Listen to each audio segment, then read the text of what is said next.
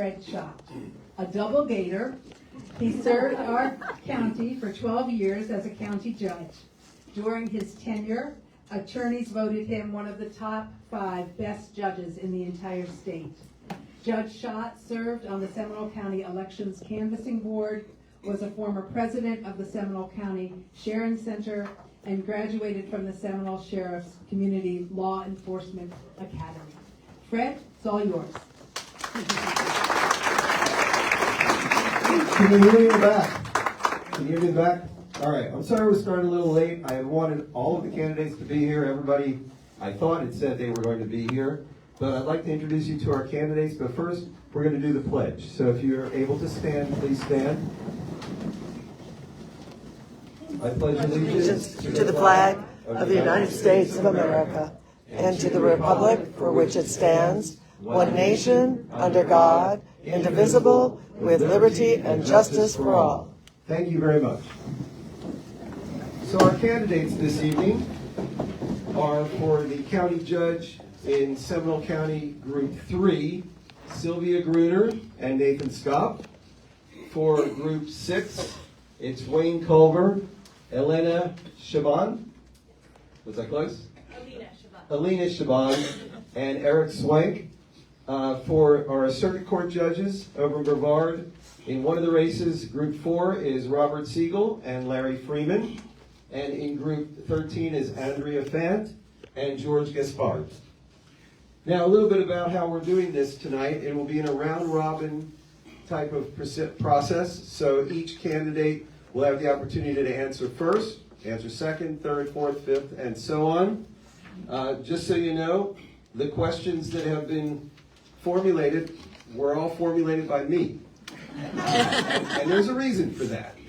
People want to ask judicial candidates all kinds of questions, but there's judicial canons that preclude them, whether they're a candidate or a sitting judge, from answering all kinds of things. So you can't ask them who they want to vote for governor, how they feel about Amendment 3, how they feel about the death penalty, how they feel about the Iran war.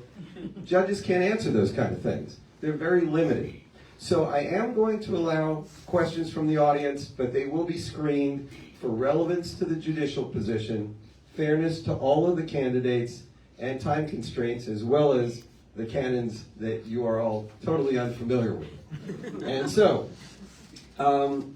candidates, you're each going to have 1 minute to answer the questions, other than the first question, which is a little broader. You'll have 90 seconds for that.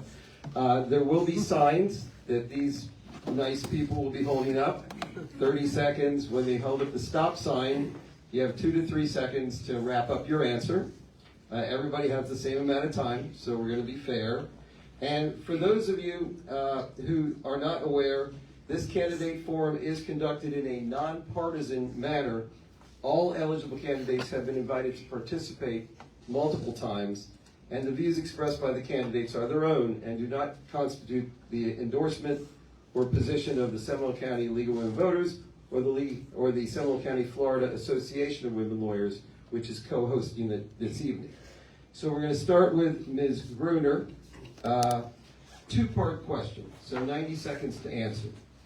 Why do you, or if already on the bench, did you want to become a judge? And what do you believe makes you uniquely qualified for this very important position? Thank you, Judge Scott. I have been practicing law for over 35 years. I felt like this was the culmination of my practice. This was something that I was aiming for, and it frankly is the culmination of almost any sitting and practicing attorney. I have been on the bench for over 2 years now. I was appointed about 2.5 years ago.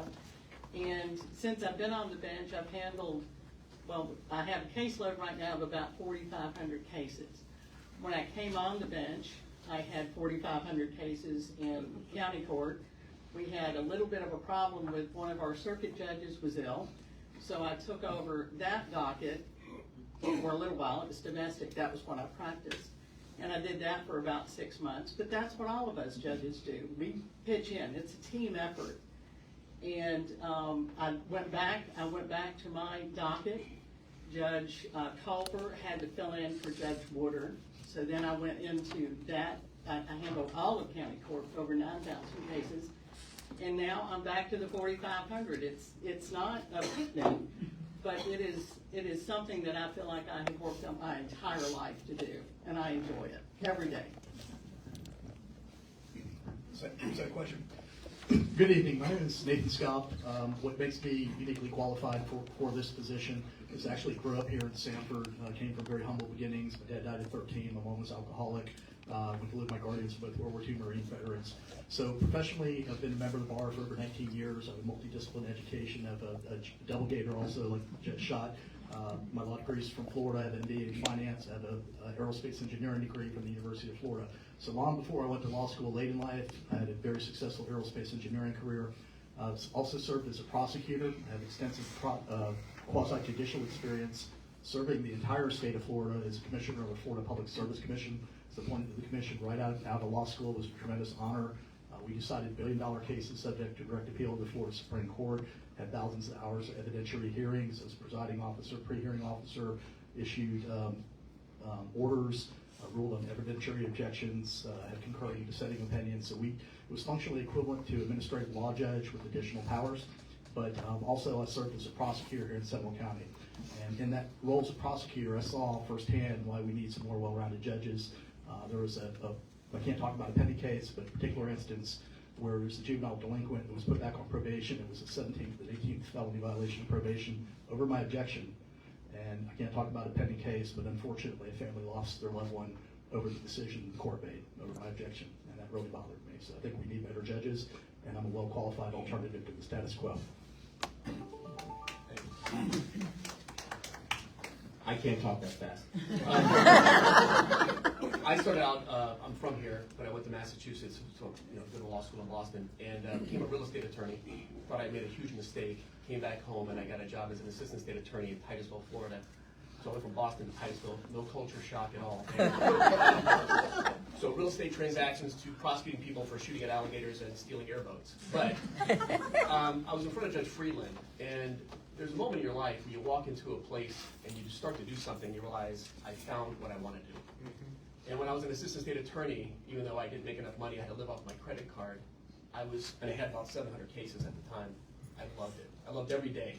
And then when I went to private practice, because I couldn't afford it, my credit card was maxed out, I still enjoyed the work. So I got on the conflict registry and did cases that nobody else really wanted to do. The public defender couldn't have them, and so I took those cases as well.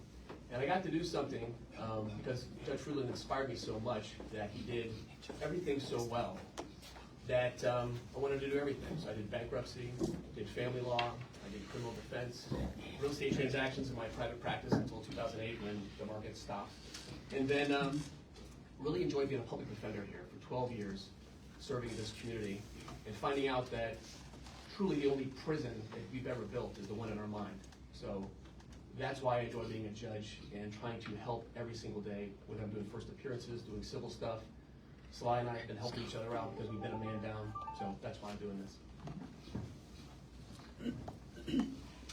Good evening, everyone. My name is Alina Shaban, and before I get started, I wanted to address something because I know it weighs heavy on many people's minds. I'm probably the least tenured attorney that's going to be sitting on this forum here tonight. And so in doing that, I would like to say that the depth of what someone's done during the years that they've been barred should matter more than the just the time that someone has been barred. So with that, I'd like to tell you a little bit about myself, that this is something that I've always wanted to do. I've always been passionate about the law. I started law school at 21 years old. I attended Berry University during my time at Berry. I was a member of the mid-court team. I was editor-in-chief of Law Review. I had 7 book awards for the highest grade in the class. I graduated magna cum laude. After graduating law school, day one, I founded my own law practice, and so day one, I've been in the courts litigating and advocating for families in Seminole, Orange, Lake, Volusia counties. My husband joined me shortly after. We now have an associate, 3 support staff. We're continuing to grow. So I'm also a small business owner. I've handled over 300 cases, primarily in family law, however, also in areas of domestic violence, misdemeanors, traffic offenses, and estate planning.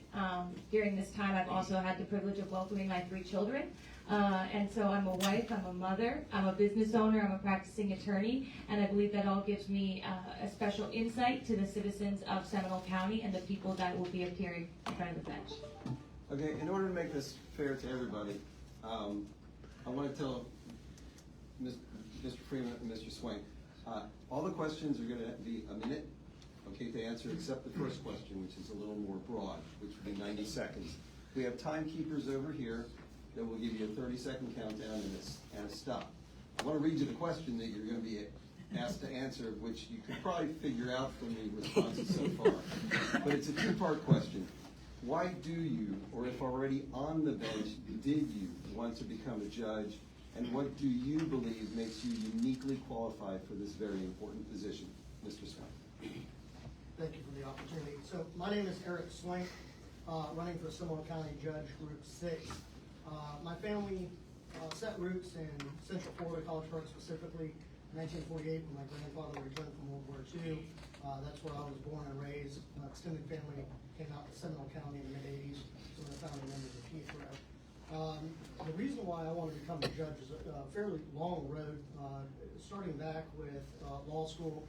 I did go to law school similar to Judge Colbert, interested in real estate, so my plan was to get a law degree and come out and build a real estate investment partnership. Fortunately, when I graduated, it was the real estate market had come and crashed in 2007, so I was kind of behind the curve on that.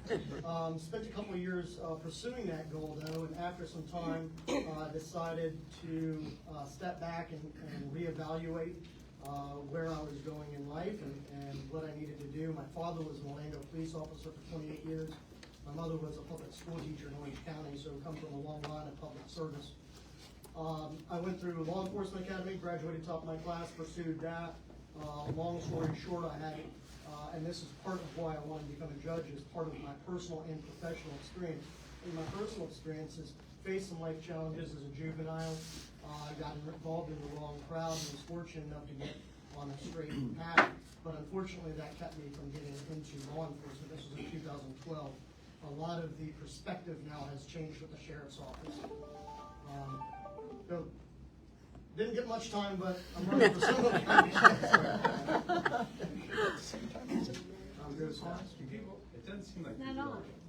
Yeah, you'll need to speak. Swallow the microphone. Does it say on? Yeah, you don't. You're the techie. Can everybody hear me? Stand up too. My name is Rob Siegel.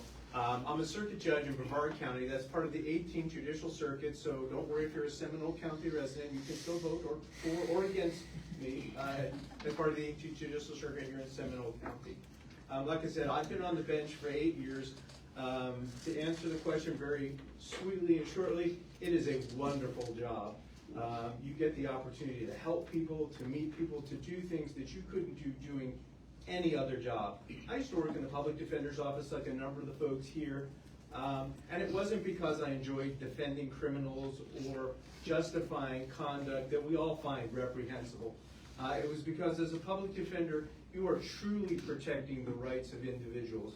You are defending the rights of the community.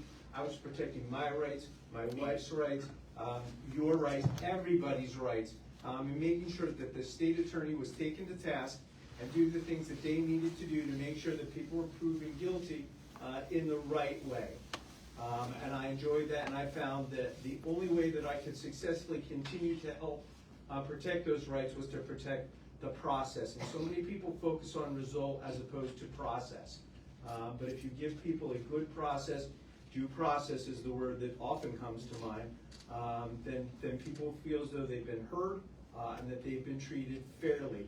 And the only way that I could find myself doing that was to become a judge.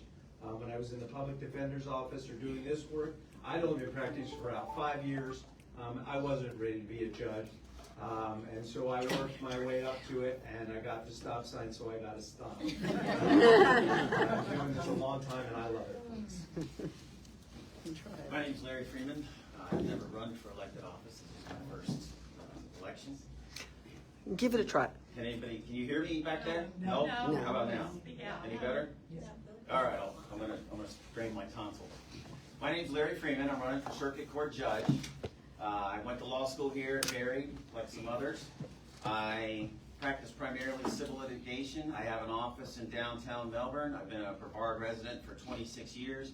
What I believe sets me apart from others is that my background is engineering. I have a bachelor's, a master's, and a PhD in engineering. I bring a very different skill set, very analytical, very objective, which I think we need more of, especially with the challenges that we're going to be facing with artificial intelligence and a number of technological advancements that are coming our way, whether we like it or not. I can't think of anything else off the top of my head other than I'll take some short and responsibility. sweet. Oh, one other thing. For me, this is a calling and not a career. My intent is to serve out one term completely and not turn it back over for appointment. Hello. Hi. I don't know if you can hear me, but I'm Andrea Kant, running for circuit judge. Why did I pursue this endeavor?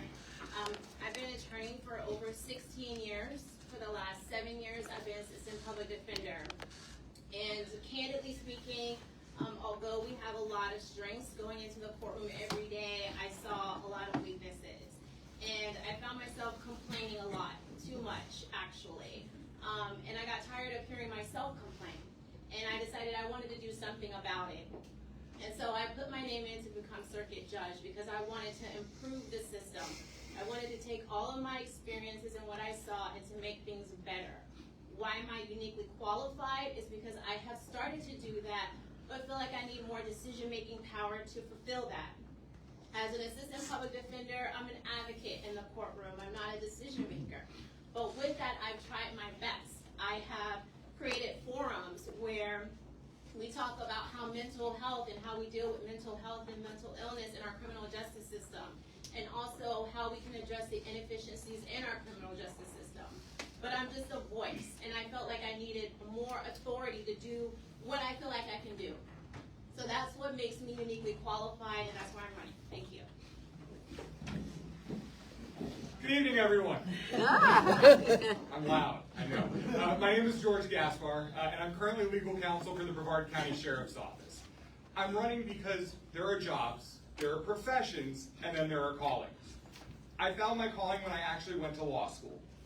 Actually, I think it even started in undergrad when I found litigation and trial advocacy. It became a passion for me immediately. I knew that trial advocacy is what I wanted to do. In fact, I graduated from UCF with my legal studies degree and a certificate specializing in trial advocacy and litigation. When I graduated from Barry University School of Law with my Juris Doctorate, I graduated with a certificate in children and family law, but also a book award, much like my fellow down at the end of the table, in trial advocacy and litigation, and also in legal history. I'm running because I bring a breadth of experience that is unmatched. Not only have I had the criminal experience as an assistant state attorney in Brevard County, which I did for just shy of 7 years, trying everything from misdemeanors all the way up through first-degree felony murder. But now in my role as at the sheriff's office, I have an opportunity to touch almost every type of law. Everything from civil injunctions, levies, judgments, credit liens, family law, probate law, property law, all of these topics which are encapsulated in the circuit court. And that is something that I uniquely bring to my race. And so I'd ask for your vote on August 18th. Thank you very much. We're going to give this a try. Can you hear it? It's not working. I have it boosted all the way. It's boosted all the way. All right, Mr. Scott, describe your philosophy of the judicial role, the qualities that are most important for that role, you believe, and what you see as the greatest challenges to the role of being a judge.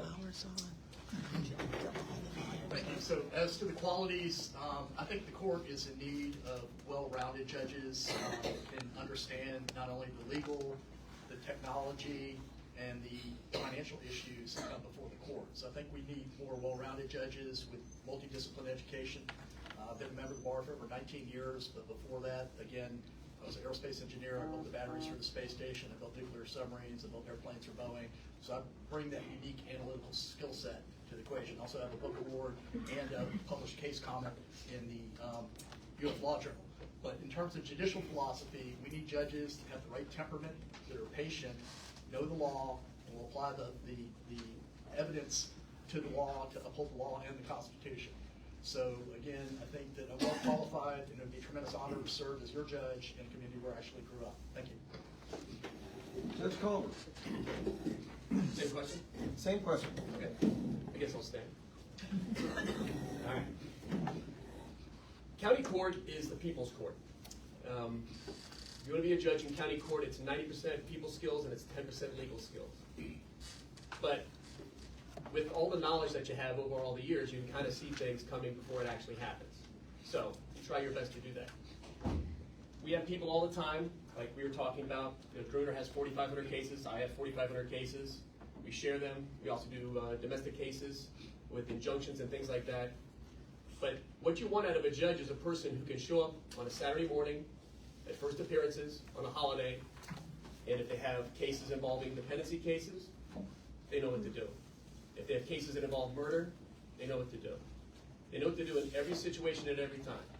And that's why I believe I'm the best candidate and the best judge that's up here today. Thank you. Ms. Chabot. Of course. Describe your philosophy of the judicial role, the qualities that you believe are most important for the role, and what you see as the greatest challenges to the role of being a judge. So my philosophy in my campaign is it's not just a slogan, it's what I would bring to the bench. It's calm, committed, consistent. Calm, meaning the temperament that a judge needs, especially when you're in county court and you're dealing with people who are, so to say, that are confused and overwhelmed by the process. Committed, meaning dedicated to the work, being willing to show up, as Judge Colbert said, on a Saturday or on a holiday. And then consistent, that you apply the law consistently, equally, fairly, every case, every time, regardless of who's in front of you and their background. I think that a big challenge that the judiciary faces is that a lot of people are confused. I see that a lot in family law and my family law practice, where they're confused by the system. And as a judge, you cannot be an advocate, but what a judge can do to help that process is make sure that their rulings are clear, that they're telling people the process in terms that a layperson could understand. And so I believe that I have that ability to bring that to the bench. Mr. Swain. Yeah, so my judicial philosophy is quite simple. Our job is to apply the law to the facts as we establish them. It's not to bring any of our personal beliefs or political persuasion into the courtroom. I've presided over administrative cases on behalf of the state as a hearing officer for the past 9.5 years, with appeals under direct review from the District Courts of Appeal. In my first 3 years, I presided over 1,600 plus appeals and evidentiary hearings using the same rules of civil procedure and evidentiary code that our county courts use. In that time, I presided over a very large pro se docket. So when we talk about the experience of people, the ability to work with people, and the experience to do so, I have that. I've spent a lot of time being able to manage those party motions, to direct the rules of civil procedure, what path we're going to be using in building a record so that those that come before me know what we're going to be doing, know what to expect, know what they can do, what they can't do, so we can build that record so that I can make a decision. Access to the courts, biggest hurdle. Thanks. Judge Seegan. It's the gold rule. When I started out, they told us at Judicial College, don't hold anybody in contempt of court for 6 months. Don't punish people for bad behavior for at least 6 months or you develop a bad reputation. And I'm thinking to myself, I'm in a room full of people charged with crimes, or in these cases with a bunch of litigants on this side and on the other. How am I going to control all these people? What am I going to do? And I walked into court, and you know what I saw? I saw a bunch of people. The clerks, the courtroom deputies, the plaintiffs, the defendants. They're all people. And so it was, yes, ma'am, yes, sir, please, thank you. I had the calmest courtroom in the courthouse for these 100+ people docket soundings. People are not yelling and screaming in my courtroom. People are, I'm modeling good behavior, and that's working. People are treating each other with dignity, with kindness, and with respect. If you treat people the way that you want them to treat you, things will go just. Mr. Freeman. My judicial philosophy is to protect your rights. I do that by following our Constitution, our U.S. Constitution, our Florida Constitution, statutes, and binding precedents. And my personal judicial philosophy is respect, understanding that everybody has a different experience, and that my experience doesn't trump that. My experience doesn't trump anything. My experience is secondary to what the responsibility of the job is. Balance, neutrality, unbiased, and impartiality. Ms. Fenn. Like the others have said, my judicial philosophy is upholding the law. I think a lot of times people have a misconception about what assistant public defenders do. And we're not condoning our clients' behavior, we're protecting their constitutional rights. Your constitutional right to due process, your constitutional right to have a fair and impartial jury trial, those are things that I do on a daily basis. And so I bring that, is to uphold the law, qualities, to be fair and impartial, to preserve the integrity and the confidence that we should have in our justice system. And that's what I bring as well. Experience. I've been an attorney for over 16 years. I've done family, civil, and criminal. I've done divorces, child custody, child support, criminal cases from misdemeanors to first degree and homicide. I've also worked with the Department of Revenue with child support enforcement, so I have a wealth of experience. And what's a barrier to justice is finances, access to the courts, and a huge caseload. Thank you. Mr. Gaspar. My judicial philosophy is patience, preparation, and professionalism. A litigant should never walk into a courtroom and face a judge who is just hearing the issues that were in the motion for the first time at that hearing. The judge needs to be prepared. The judge needs to be patient and listen and allow the litigants to lay their record before him. The judge needs to be professional, as Judge Siegel was saying. Treat the people who appear before you with respect.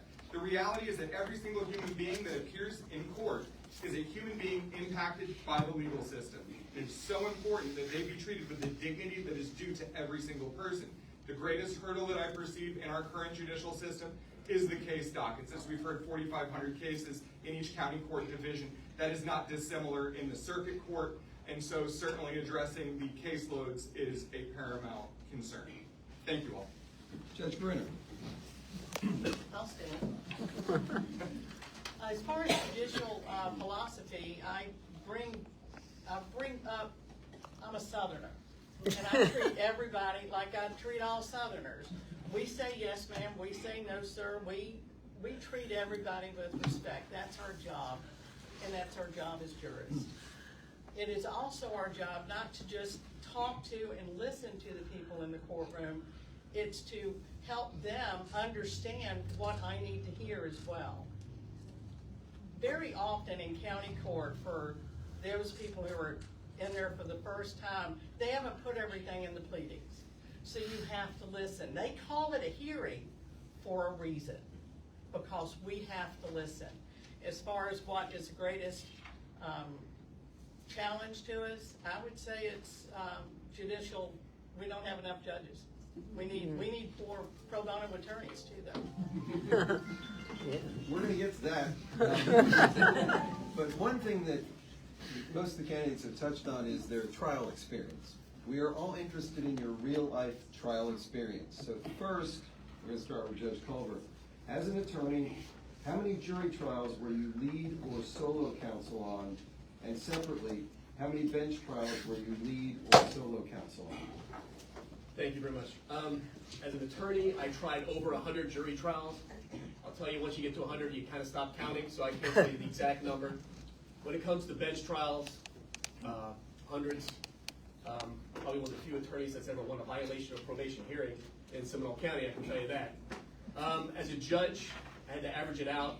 I average about one trial per period, so probably around close to 60 jury trials.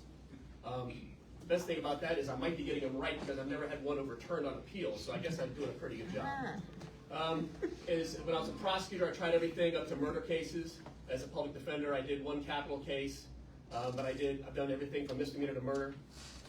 I've done dependency trials, family law trials.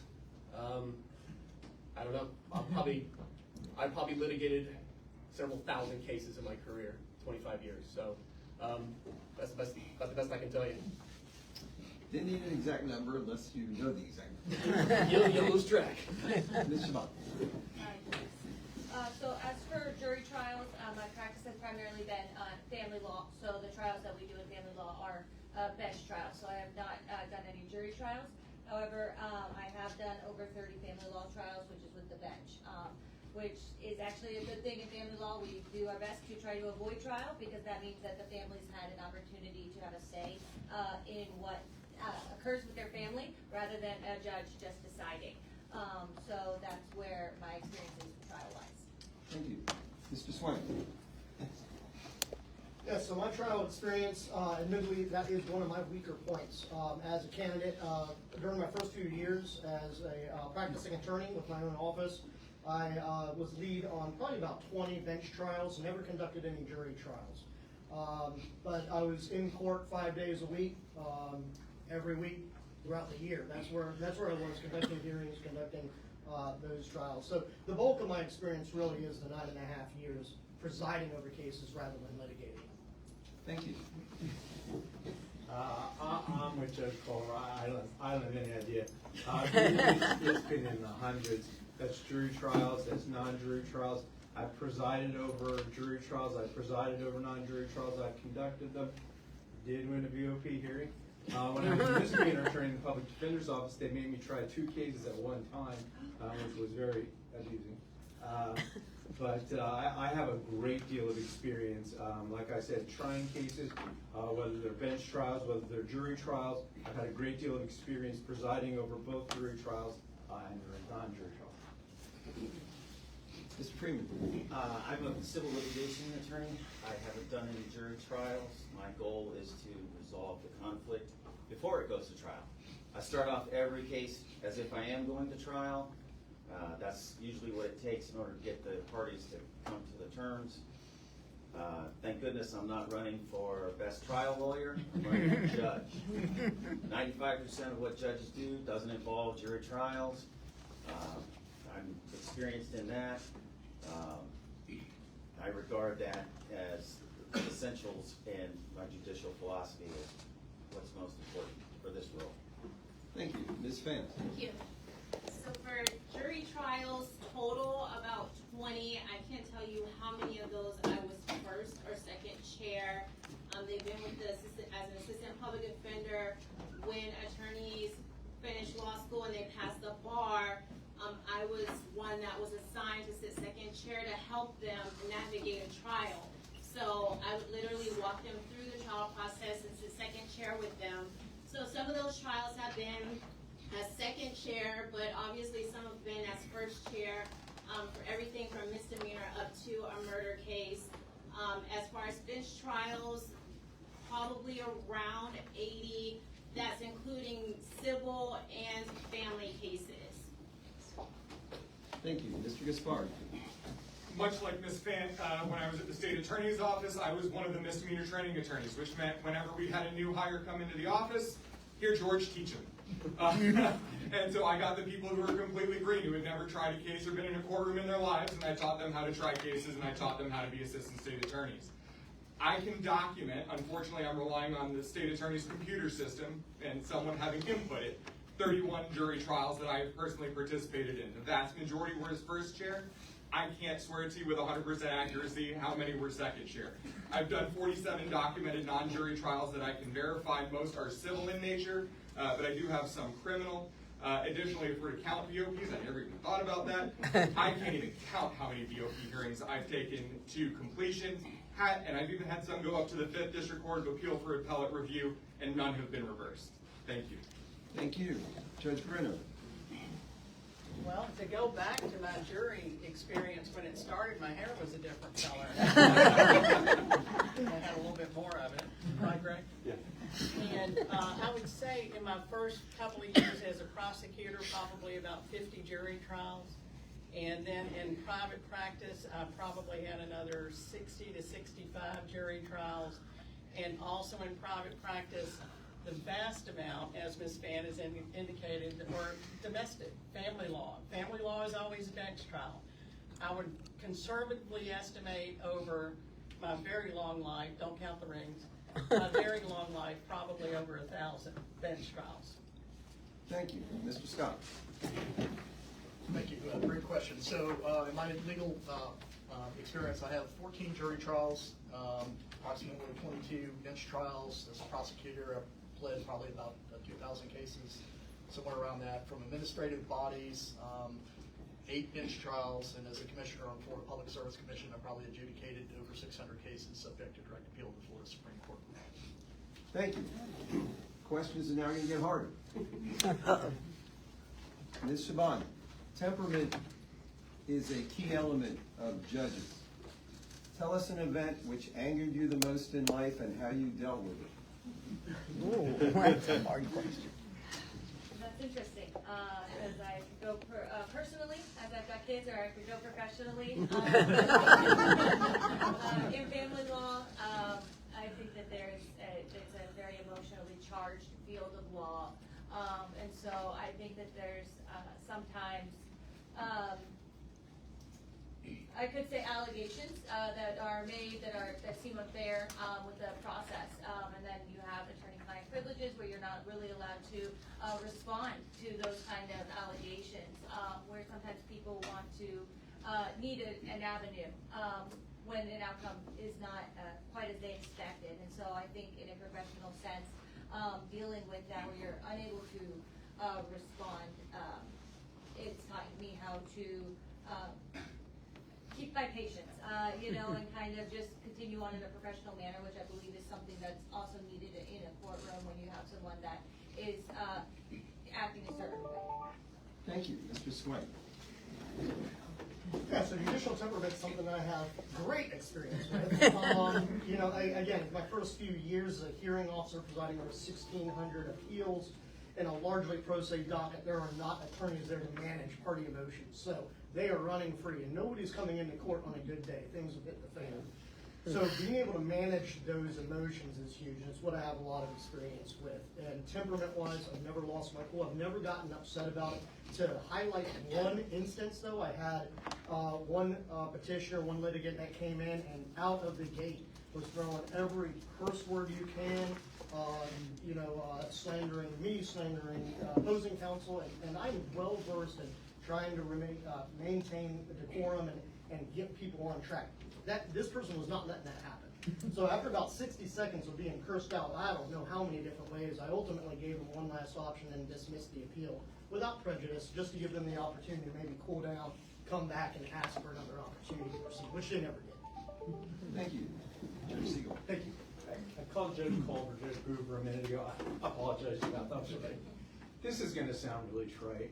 When I was in the public defender's office, I appeared before a truly wonderful Judge, Tanya Rainwater. This was in the criminal division. She would make decisions that were contrary to what I wanted. I would go back to the office, I would yell and scream and use all kinds of terrible language. I said awful things about you. Please don't tell her this.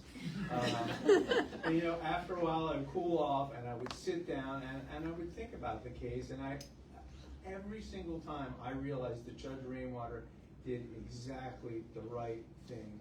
She has been a great mentor to me.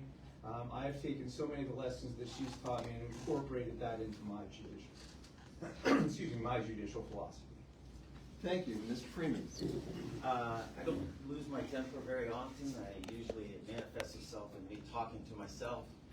But I can think of one instance early on in my legal career. As a church member came in and was explaining to me something had happened to her. She was older. She was sold a large appliance from one of the big box stores. And she kept saying over and over again, it's no big deal, but they did this. And I'm listening to this, and I'm listening, and I'm getting more and more frustrated because clearly what they did was wrong. And she was sitting there acting as if almost it was her fault.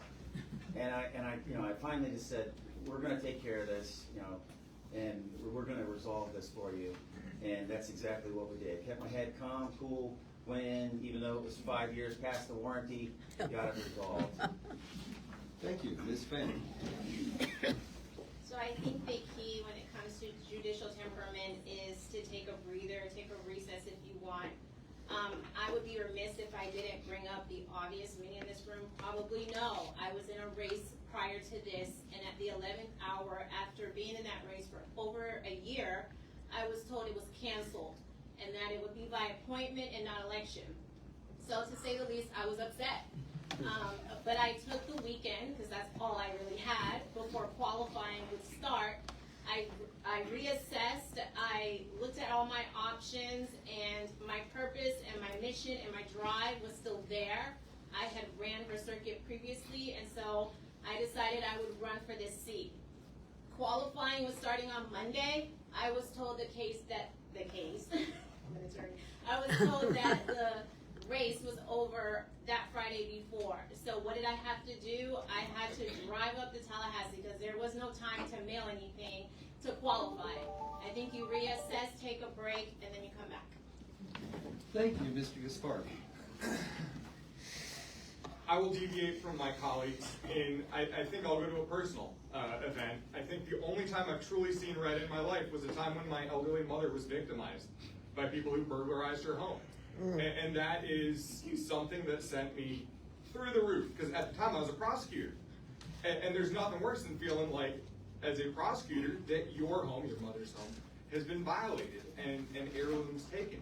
And I learned from that very quickly that I had to redirect my emotions, that anger doesn't do anything, that being productive does. And so I instantly started talking to the law enforcement officers that were then investigating, who were then being more productive by virtue of the facilitation that I was able to provide just as a plain citizen. But I have also seen the loss of judicial decorum. 2014, a judge in Brevard County may or may not have gotten into fisticuffs with an attorney in the courtroom.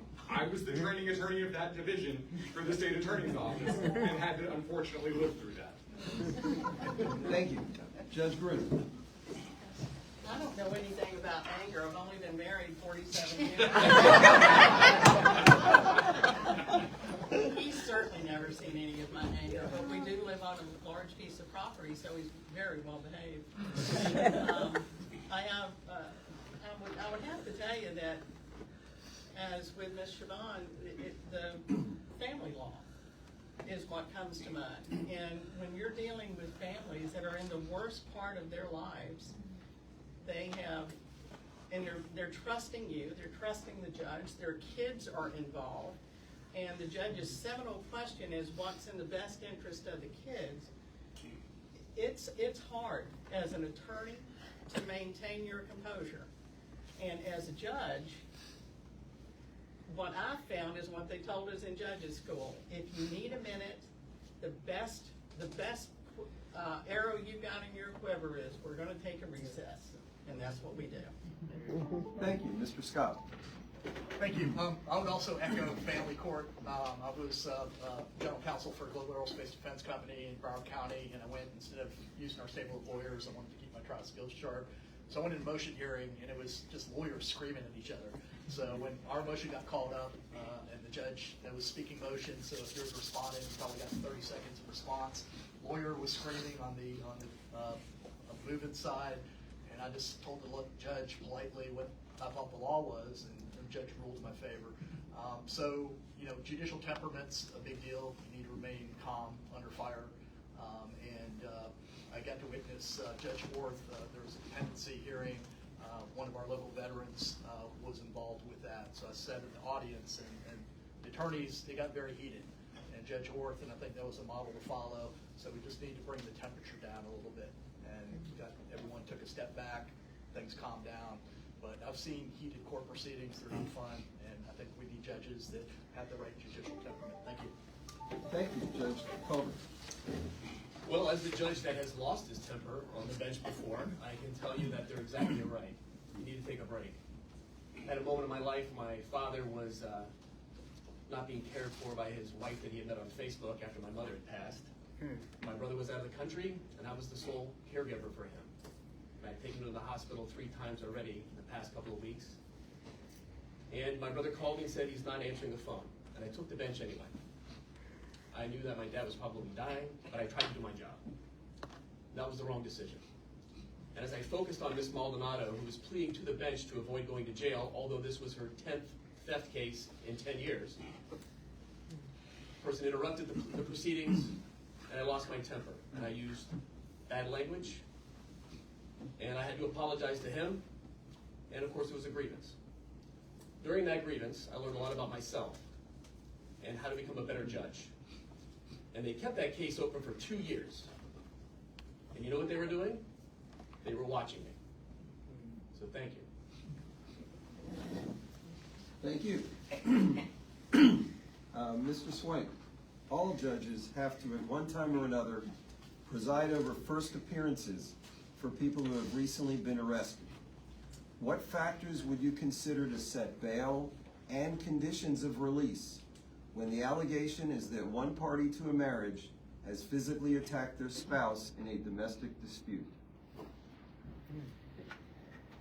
Very good question, and one that I won't be able to answer. So, yeah, just to be quite honest, most of my experience, I did do some work with the state attorney's office, volunteering with the Ninth Circuit during my practice before I got a job as an office, with the Office of Appeal Hearings.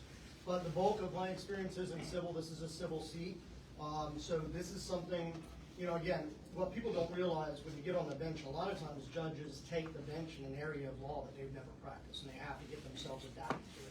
That's something I've done very well. I had never had any experience in administrative cases or presiding over them when I took my seat in my current office, and I did very well, excelled, was elevated to supervisor within 3 years.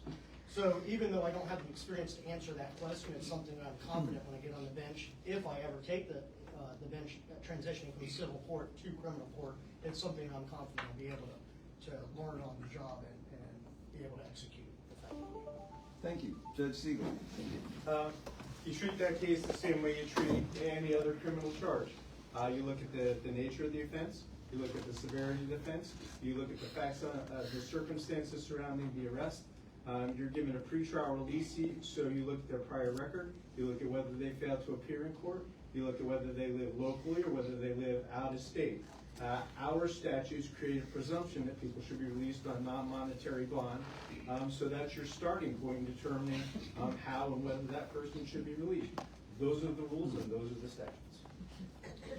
Mr. Freeman. Could you repeat the question? Absolutely. All judges have to, at one time or another, preside over first appearances for people who have recently been arrested. What factors would you consider to set bail and conditions of that release when the allegation is that one party to a marriage has physically attacked their spouse in a domestic dispute? The number one concern for me would be to look at whether or not the allegation, what the evidence would be, what the mitigating circumstances would be, what the final result would be from a release, and without trying to prejudge in any particular case, follow the precedents and make sure that all of the boxes are checked for anything that's required by statute. Thank you. Ms. Pham. So I would echo everything that Judge Siegel said.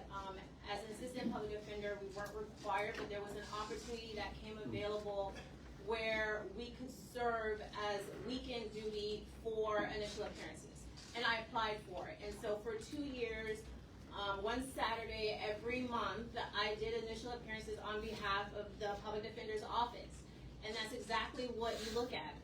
You're given a pretrial release form, you look at their prior criminal history, you look at if they had failure to appear, do they go to court when they're supposed to go to court, do they live locally, is there any history with that victim, I would add, or any other victims. You take all those in consideration, and as Judge Siegel said, you place a reasonable bond. The purpose of bond is not to prejudge or pre-punish. It is to give them an opportunity to be released on a bond so that they can come to court. Mr. Gaspardi. Much like Ms. Pham, as an assistant state attorney, we didn't have the option, unfortunately, of signing up for it. We were compelled to go to initial appearances. That was one of our job descriptions we had to do, and it was an ongoing rotation throughout many years that I was at the state attorney's office. And in that capacity, I learned Chapter 903 of Florida statute sets out considerations for bond and considerations for release and the conditions thereof, inclusive of 903.047.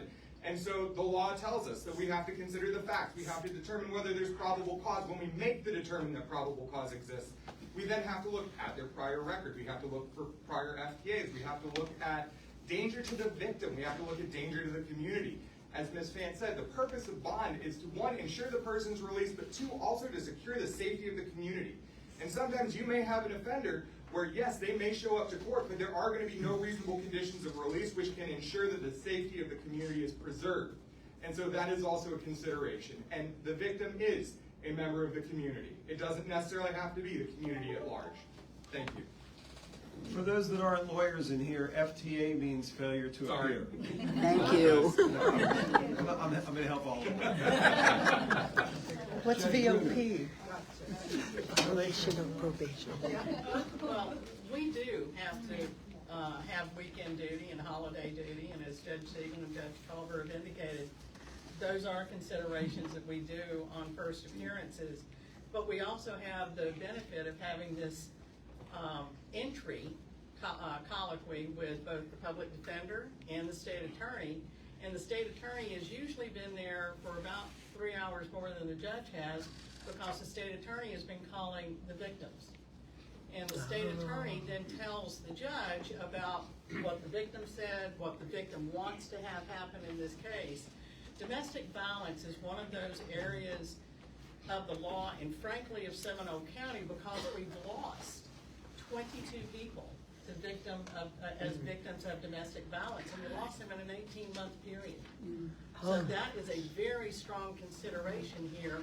We have to follow the law, but we also have to listen to the other experts in the room, the public defender and the state attorney. Mr. Scott. Thank you. As a prosecutor, I did that multiple times on the weekends, on the holidays, initial appearances on the weekdays with some of the judges in this room. So there's nothing more stressful as a prosecutor than getting there at 5 in the morning and having 14 DV cases and having to talk to every victim or try and call every victim. So what you do is you try to get as well prepared as possible. You look at the criminal history. You look at the bond schedule. That's minimum bond. The judge is going to look at that because they're going to actually set the bond if there's probable cause. So you want to look at all the documentation you have. You have to sort it. It's not prepared. It's pretty stressful. But the things that the state would request would be impact monitoring, which is GPS plus. It puts a perimeter around. The defendant can't go there. No contact. You want to respect the victim's wishes to the extent possible. You definitely want to look at criminal history when setting the bond and looking at the other parameters. But I've done that, been there, done that. Great point. And unlike the public defenders, the state didn't get paid to show up. Expert. Judge Culver. Yes. So first appearance on a domestic violence case, you have to first establish probable cause, and then you have to establish the ties to the community. So for instance, if the person, there's no prior arrest before, and you can take in prior arrests at first appearances when you can't take in that consideration of sentencing. And so what you do is you determine if you put them on pre-trial release, if they've never been arrested before, you can put a GPS monitor on their person, and you can keep them from going within 1,500 feet of the residence where it took place, and any place that the victim may go to work and things like that. You have to give them a one-time opportunity to go back to their homes. That's usually a husband and wife. So they go back there one time with law enforcement to retrieve their personal items. And what you do after that is, if they have children involved, if the government did not contact the Department of Children and Families, you have an obligation to do that, or have law enforcement. I usually ask the state attorney's office to do that.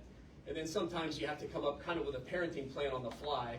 While these people need to maybe have to have child custody issues and things like that, visitation, you can do text messaging. There's an app that they can exchange as well, but to have a third party like the police do a child custody exchange and things like that. Yes, I do that, Mr. Krause. You don't have to shake your head. All right. So I've been on both sides of domestic violence, not in a public defender, but in a private injunction, but also in a misdemeanor case. And so I think that in the judicial role, the role of the judges, as Judge Brenner was saying and Judge Colbert, is that you have to talk to the state and you have to talk to the public defender. You have to assess the credibility of the defendant that's standing in front of you, and all of that, because the state will know, as Judge Brenner was saying, that they will know that they talked to the victims. And you also look at the prior history. whether or not the person has been arrested or not, and go based off of that evidence when you go to set those terms of bail. Thank you. Judge Siegel, two-part question. What, in your opinion, is the most important Supreme Court decision this century, and who is your favorite Supreme Court justice, Florida or U.S., and why? Oh, wow. Boy. I don't know. I'll be completely honest with you. I do not have a favorite Supreme Court case. I do not have a favorite Supreme Court justice. Going through law school, we read all of these cases, and a lot of people were really into like these trends. It was like, oh, Justice Rehnquist or Justice Berger, they did this, and this is how their thought, evolved, and I never took an interest in it. I personally found that the way that they evaluated problems was interesting. The people that were Supreme Court justices, these were smart people. These were people that learned how to evaluate cases, and they did that from all different perspectives. Many of them were conservatives, many of them were liberals, some were centrist.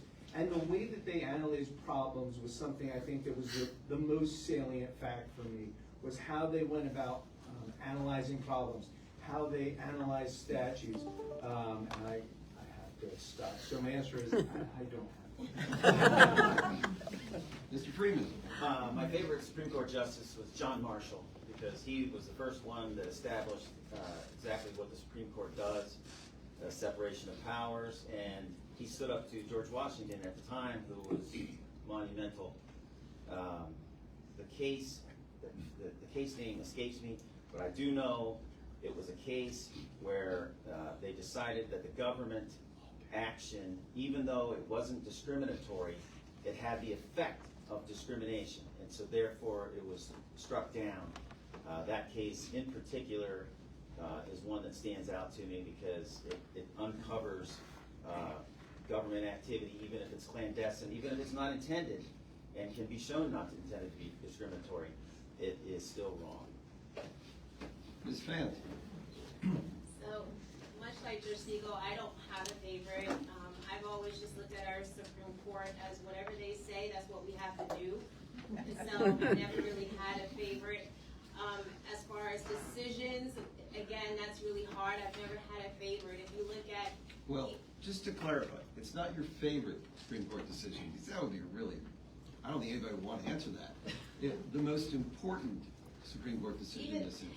So even that's hard for me. Gideon versus Brainwright, I'm an assistant public defender. That's what established that. Even if we go further, Brown versus Board of Education, I didn't have to go to a segregated school when I was a child. I can't pick. They are all important. Mr. Gaspar. Well, as my fellows have said, this is not an easy question. As far as Supreme Court justices, I would have to go with Antonin Scalia. He was a man of many talents. He was certainly an academic scholar, a graduate of Harvard Law, head of their law review. He was an opera singer. Who knew? But he was. He was a patron of the fine arts. And he was also quite the legal scholar. And his legal philosophy is something that I find to be truly really impressive and something that I would like to emulate in my career. As far as cases, gosh, Gideon is certainly an important one. Mapp v. Ohio, establishing the exclusionary rule as a remedy in criminal cases, I think is hugely important.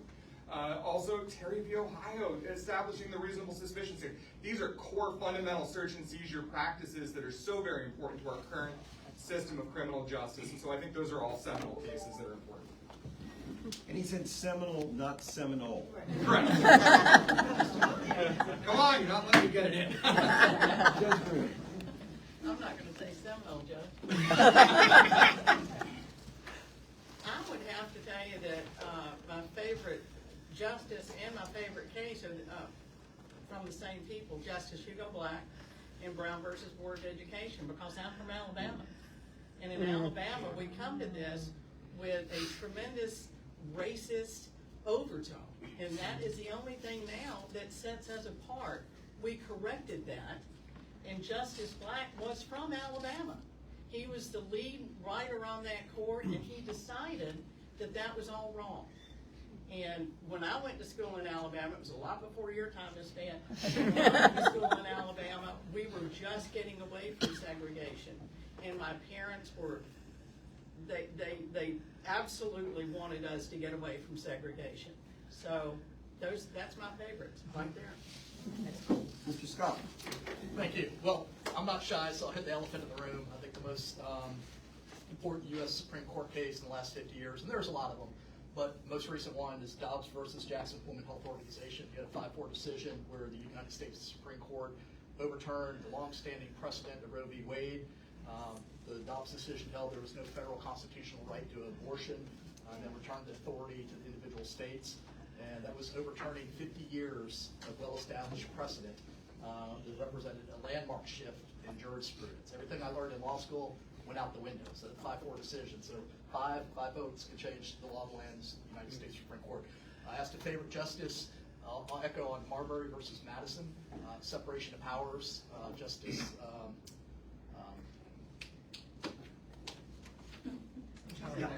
John Marshall, sorry. It's emphatically the role of the court to say what the law is. So that was a separation of powers doctrine. There's a lot of dissents, a lot of good justices out there. Scalia, Thomas, dissents. You want to read something, usually it's pretty powerful on those. But can't answer everything in 30 seconds. Judge Collins. I'll go back to Gideon v. Wainwright, 1963, penned by Justice Black. And my favorite quote of his is that if you ever read the Bill of Rights, he asked the interviewer, he said, does that make it harder or easier to convict the defendant? I think it was an obvious answer to that. Because you have a constitutional officer now in the state of Florida because of that ruling, and they're public defenders, and that's why a lot of us have jobs and had jobs before. And it's to protect rights at the state level. My favorite justice, I think Scalia is pretty good, but I think Scalia and his little buddy, get her name? Ruth Ginsburg. But those two were buddies. They went to opera together. That's what it's all about. They can be smart, they can have their own opinion, but that's what it's all about. So those are two of my favorites. Sorry, I drew a blank there. But the latest one, I can't remember the name of the case, but it's been in the last 7 years where the court established that a third party, like a cell phone provider, things like that, you have, they need a warrant to get the information from those providers. So that was the first time that was found, and I think that's very important in this coming century. Thank you. Ms. Shabbat. So one case that is important in my practice, which I put in my written answer, was Granville v. Troxel.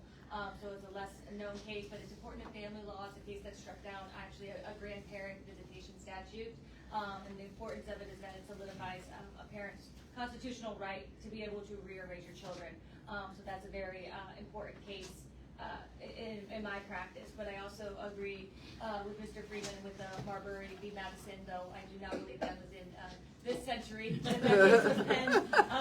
But I do believe that that was an important case. I do believe in the separation of powers. I think that the public has a lot of confusion about the different branches of government. I think a lot of aggression is put towards the bench when the bench their job is just solely to apply the law, whereas the legislature makes the law. So if people want to change the law, a lot of that needs to go to the legislature and not to the judiciary. And so I believe that's also a very important case as well. Mr. Swain. So I would echo a lot of the responses here. There's a lot of pivotal cases in the past 50, 75 years from the Supreme Court, but I'd probably, if anybody's keeping a pulse on our nation in the past couple of years, have to agree with Mr. Scott that Dobbs is probably the most important case of recent history, just overturning Roe v. Wade. But I won't get into detail of that because you pretty much highlighted that entire case. As far as justices, I'd probably say Clarence Thomas is one of my favorites. Not necessarily agreeing with every single decision, but certainly agreeing with his ability to make those decisions and being direct to the point, applying the law to the facts and not being terribly superfluous outside of that. As an aside, it's not easy to come up with questions. And that was a question that was asked of me when I ran back in 2010.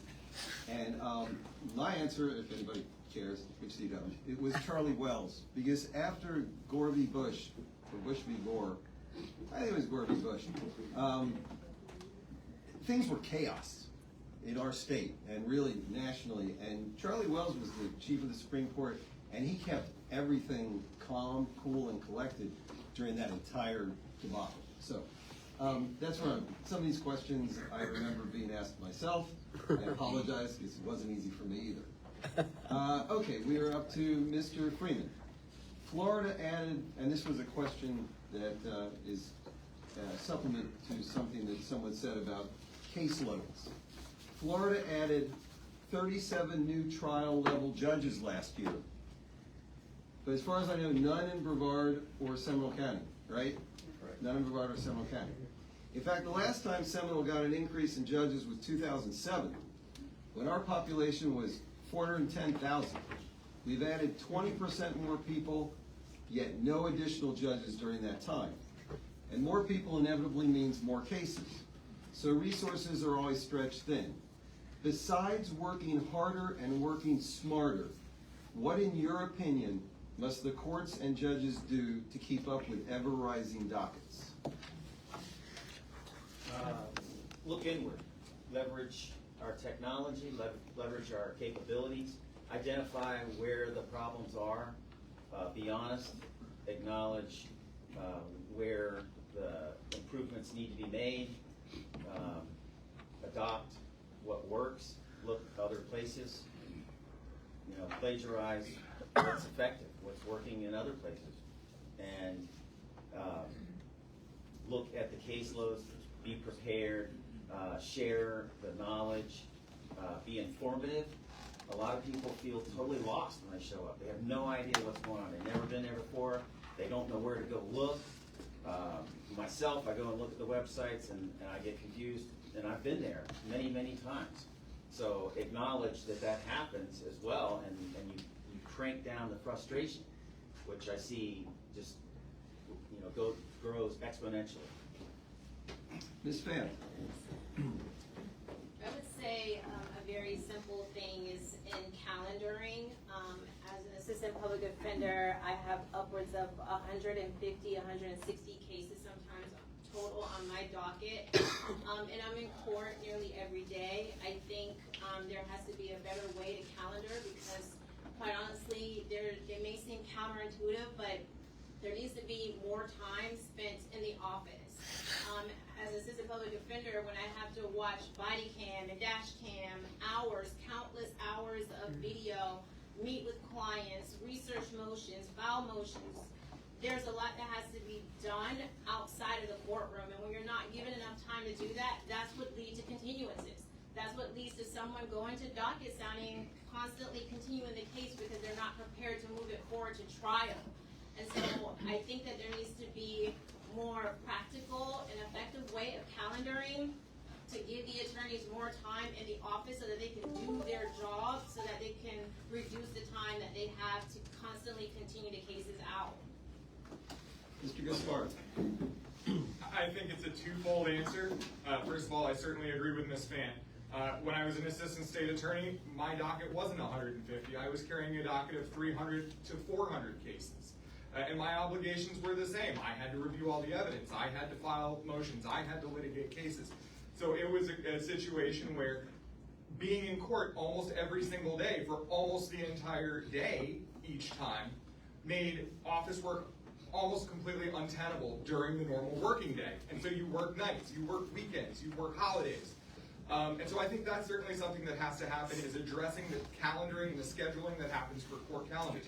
But a second thing is something that was adopted in civil land, the civil caseload, was they came up with scheduling orders. And this is something that was done by the Supreme Court of Florida to make it more efficient. And it did. It set strict timelines. And it gave the court a better opportunity to have oversight over the cases and to actually actively manage them. And that is something that is missing from the criminal world, if you will, of court moderation. Thank you. Judge Bruner. Well, we've actually adopted some changes. We worked with our chief judge, Judge Chase, we have a magistrate, and our magistrate handles our small claims pretrial days. That's an entire day that now Judge Culver and I can both have hearings in the morning and in the afternoon. And we've also changed the way that we do hearings. We don't set a hearing for 9 o'clock and another one for 9:15 or 9:20 or 9:30. We do docket calls. Everything starts at 9 and everything ends when the people from the morning leave, frankly. Or in the afternoon, it starts at 1:30 and it can go until everybody leaves the courthouse or the deputies want to leave because they're very important. So we've adopted some changes in the in the county civil arena to help us address the 4,500 caseload. Mr. Scott. Thank you. That's a great question. It echoes my response on Vote 411, Women League of Voters. So I'm just going to read my response basically.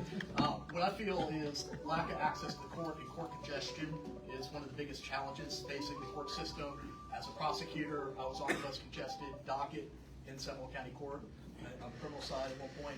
I want to echo both of my colleagues' concerns there. As a prosecutor or a public defender, you don't have a lot of time. Your time is spent reviewing all the files.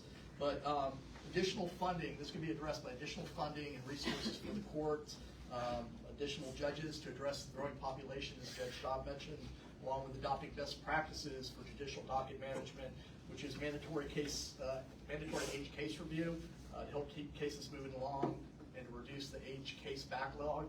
And you also need to manage continuances.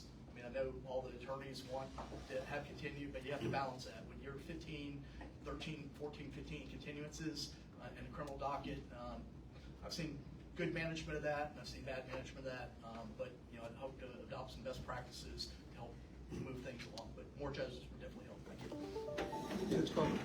Well, Judge Gruder and I worked together essentially down at the civil courthouse. So just to get an idea of what she said and how it's worked, when I got down to civil, I had almost 14,000 cases by myself. And so what I did is when we changed the calendar and the scheduling, as she indicated, before we had someone helping us, I got my caseload from almost 14,000 cases down to 9,000 cases in 3 months. Wow. You guys want to hear that again? I went from 14,000 cases to 9,000 cases in 3 months. And then she showed up, and then we took it off from there. And what's great about civil with her is that we are of one mind. We both know the law extremely well. We conduct our hearings in a timely manner. We show up on time. We get everything done. One of the greatest tools we also have is a Teams meeting. So instead of having attorneys drive from Fort Myers or Tampa or whatever, they can appear via Teams, and we can have litigants in person in the courtroom, and we can have them in Teams.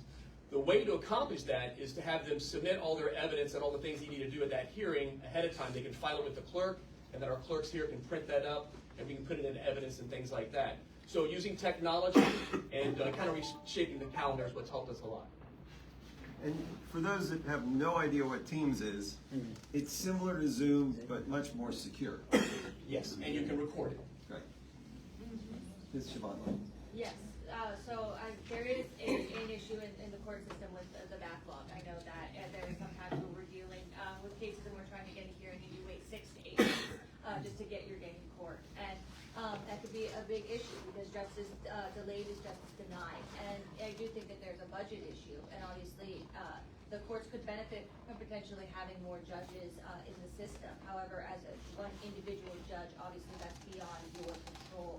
And so I do believe a judge's role is the administration of justice. And so a judge, what I believe a judge's role can do as an individual judge in keeping their docket moving and being efficient in the courtroom is preparation. Being prepared before you walk into the courtroom, knowing the right questions to ask, so you're not wasting time unnecessarily. Using case management tools, pre-trial conferences, potentially alternative dispute resolutions to try to narrow the disputes and the things in controversy early on in the litigation to help get a case to resolution. Mr. Swain. Yeah, so this is something I have a lot of practice with my office, actually. In fact, I have developed a number of different ways to streamline our process to alleviate some of the pressures that we've seen in an ever-increasing docket. As you mentioned, we have 100,000 people a day that moved to Florida, and that hasn't changed just recently. That's been the past 100 years. So when you mention working outside of working harder or smarter, there's a reason for that. Working harder or smarter is only going to be a temporary band-aid. There has to be proactive change. More judges, sure, that sounds great if you say it, but how do you do that? What people don't understand is a lot of that happens internally. It's the judges, it's the judiciary that's collecting information, gathering that, and sending it to legislation to to ask for those additional seats. Why that's happening, I'm not sure. Probably is, it's just not coming to fruition. But this is something I've done in my office with the Office of Appeal hearings. And it's something that when I get onto the bench, I have a full drive in trying to get this initiated as well. Judge Siegel. Active case management is really what works. The system we had in Brevard County ordinarily was an attorney would ask for a trial date after the pleadings were closed, meaning the petitions had been filed, the counter petitions answers, those were done. Nobody had really done anything to learn about the case, but they had asked for a trial because the rules said they could. And those trial dates were handed out. By the time they got to trial, parties weren't necessarily ready for trial, they hadn't prepared their case, and then the cases came off the trial docket. We had 2 or 3 days to write orders, but time had been wasted. So we took back the case management. We are driving the cases. Somebody asks for 2 hours for a hearing, we ask why they're asking for 2 hours for a hearing. As Ms. Shaban said, we send in mediation if that's necessary.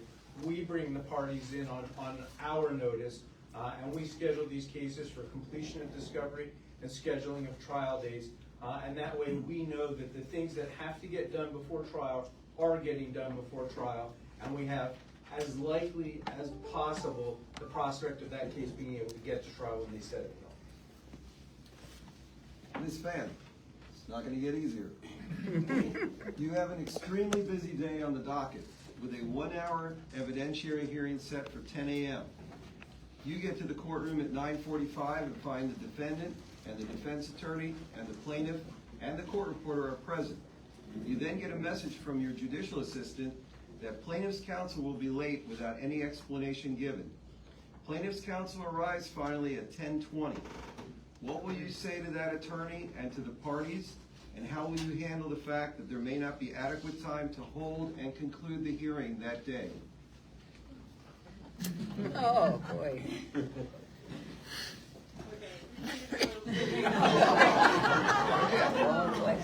Plaintiff's counsel's not there.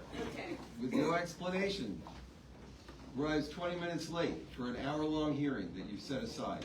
What will you say to that attorney and to the parties, and how will you handle the fact that there may not be adequate time to hold and conclude the hearing that day? Okay.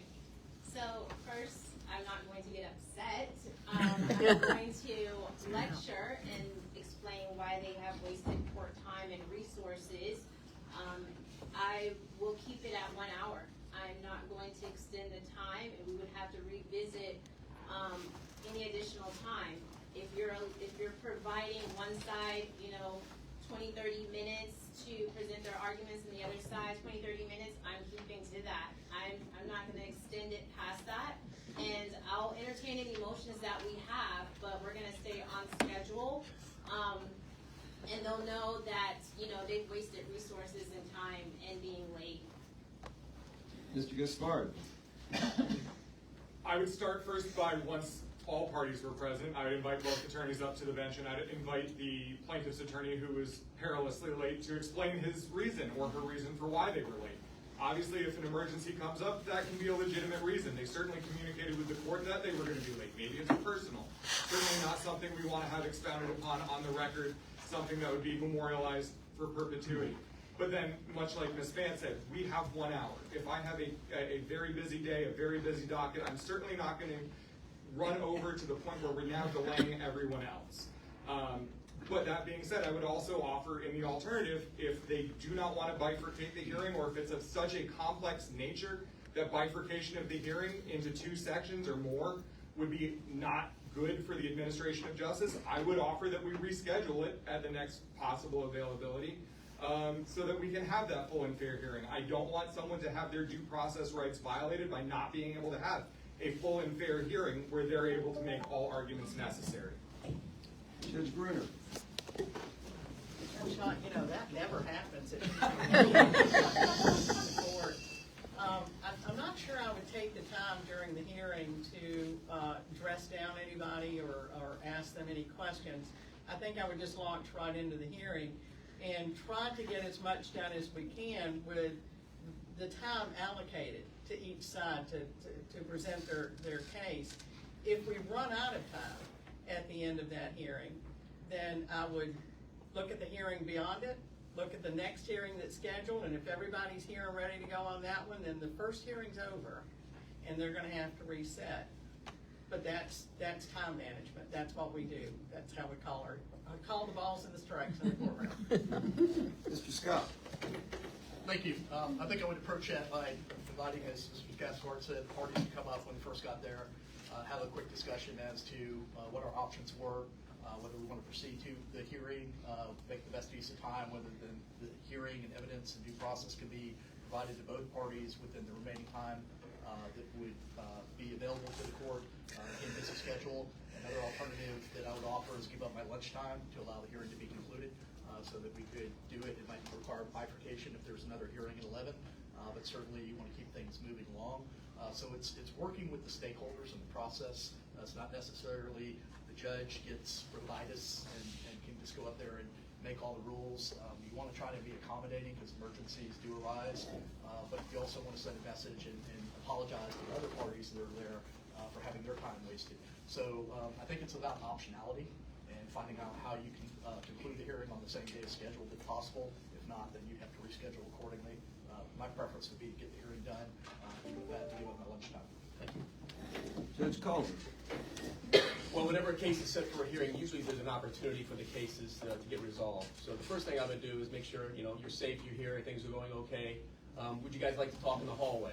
Sometimes just going out in the hallway with the attorneys, they schedule this hearing, but between the time they schedule the hearing, the actual hearing time, the preparation for that hearing, they learned that they could probably settle the case. So wouldn't be frustrated, don't get upset with anybody, it's a complicated world. Sometimes I would call, if I know the attorney, I will call them, say, are you in transit?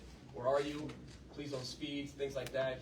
You want to reschedule it now while you're on the phone with the other party being here. So you can do a variety of things. But the main thing is to make sure that the litigants are prepared and that their clients get their day in the court. So if you need to bifurcate it and do it at a different time, that's fine. You have to take really good notes if you do that because you have to remember what you did a month earlier and what you heard. So that's key. But you can always split your time up, or you can, as he indicated, go through your lunch hour or go later in the day. You have to always remember that when you go later in the day, especially in criminal court, you've got clerks that need to take a lunch, you have deputies, you have a whole host of things you have to keep track of. So the best thing to do is to let them have their time to try to settle the case. Ms. Shabbat.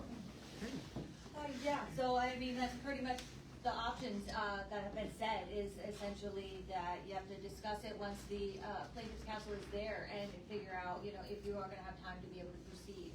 That happens all the time, that your case, there's a case right after. So if you start going in that every case is 15 minutes late, it puts you behind, and as Judge Holger indicated, that causes other issues with other administrative staff within the courthouse. So I think that the best option there in that case would be to have a discussion with the attorneys and decide how they would like to proceed in order to protect the rights of the clients that they're representing. Mr. Swank. As everybody mentioned, this happens all the time. People run into emergencies, there's traffic, there's all sorts of reasons for people to be late. In this case, there was at least a phone call. Sometimes you don't even get that. I think there's probably a lot of moving parts to this case that we don't even know. And the way I handle this as a hearing officer is really to address the parties, find out what happened, why are you late? Because that might be relevant. Particularly if this is something that's constantly occurring with a given case, it needs to be remedied. But if there's an emergency, a true emergency, it needs to be addressed with the parties just to find out if there was a resolution. Because again, if there's something that's been resolved that we're not aware of, there's probably not even a need for a hearing. So I would still address that, give them the time. I would look at my calendar that day, that week, further down in case we needed to start the hearing and then reconvene at a later date if it couldn't be concluded in that one hearing. Probably giving deference to the defendant, given the situations and circumstances on what they want to do so they have their day in court. Judge Siegel. Yeah, people are people. Life is not perfect. These things happen all the time, all the time. And one thing you cannot do is you cannot punish a litigant for the bad behavior of an attorney.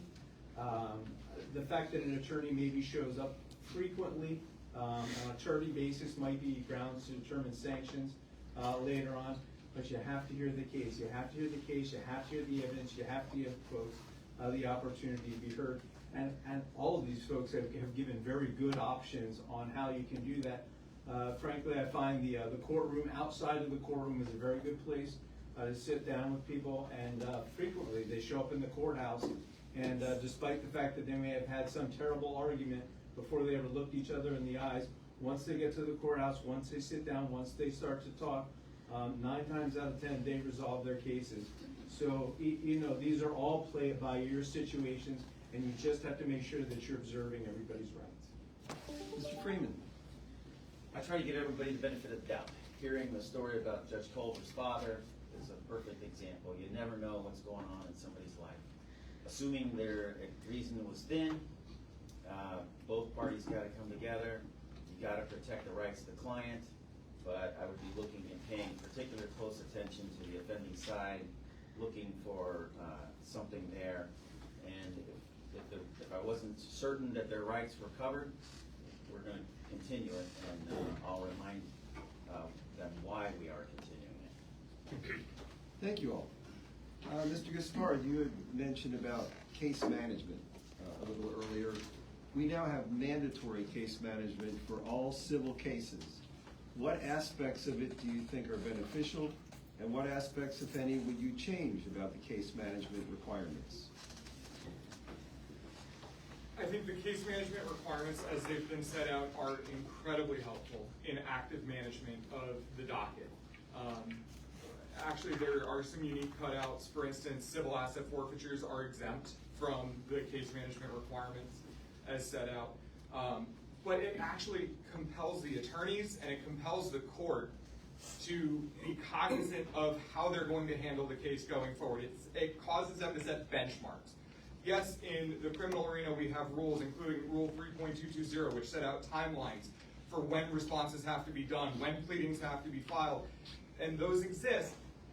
But this kind of gives us a more affirmative method of moderating how the case is handled and setting those temporal benchmarks to ensure that the case stays on track, rather than veering off with, as we've heard, extensive continuances throughout the pendency of the case.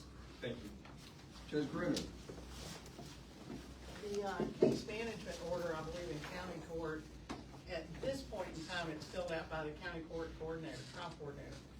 And the only issue I have with that is that in circuit court, it's filled out by lawyers. And I think that the attorneys that are driving the case need to put their particular facts of their particular case on the case management order. Setting deadlines for having depositions done, for calling up motions for summary judgment, for calling up Daubert motions, all of those serve to help the bench. I think that the way it works best is to have more attorney involvement, and that's the only amendment I would put in ours. Mr. Scott. Yes, so I think mandatory case management is good for civil litigation because it ensures the cases proceed. You have the attorneys on the civil side parties acknowledging certain time deadlines to achieve goals in furtherance of moving the case towards trial rather than just letting things languish. Again, I think it needs to be harmonized between the county and the circuit civil because, again, those things are important for moving litigation along in the docket because otherwise you just file a lawsuit and languishes forever. And, we need to keep the dockets uncongested, cases moving along, encourage settlements when we can have the opportunity to do so. I'm also Florida civil mediator, so again, ADR is a good thing because most cases don't go to trial. But that is a good way to help reduce court congestion through the mandatory case management review. Thank you. Judge Culver. Well, you have 2 different types of case management orders. We have the simplified ones and we have complex litigation. The hiccup there for the lawyers is sometimes they get a simple case and it turns into a complicated case with the wrong case management order. We can adjust that. There's some cases that come and go very quickly, and there's some that live on for quite some time that can be rather unique. They're kind of like having children. You have to address them accordingly. So the case management orders are kind of a guide, but you also have to understand that every litigation and every litigant is unique. So you have to take that into account as well. Sometimes we also have a thing called a lack of prosecution docket. So if there's cases that have been languishing with no activity for a long time, you put it on that docket. That's the smelling salts of county court where they wake up and go, oh, this case is about to be dismissed. I might need to get to work on this case. So there's a lot of skills other than just the case management order. But once you get the hang of that and the lawyers have kind of got up to speed on that, it does help speed things along. Ms. Siobhan?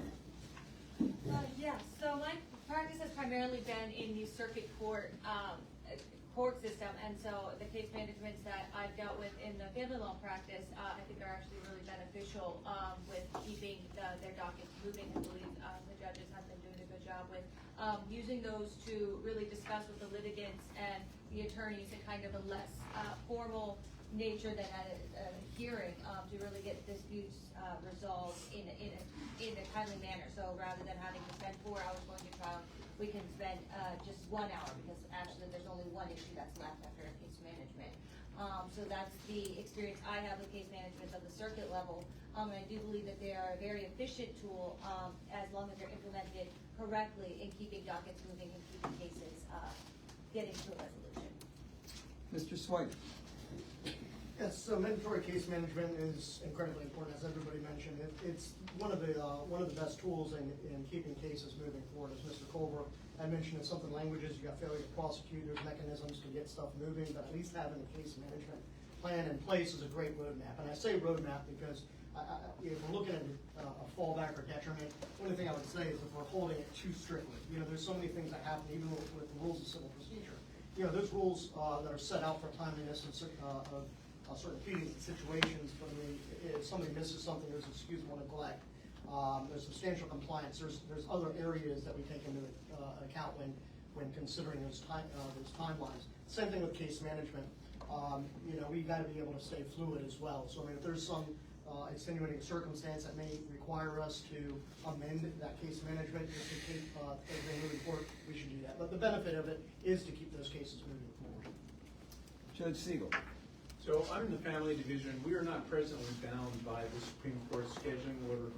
But what we've tried to do is model our scheduling after that, because we're fairly certain in the not too distant future the Florida Supreme Court is going to tell us we have to do that. What we've found is that the early participation with all of the parties, particularly counsel, as Siobhan said, sort of having an informal case management conference, it allows us to identify issues.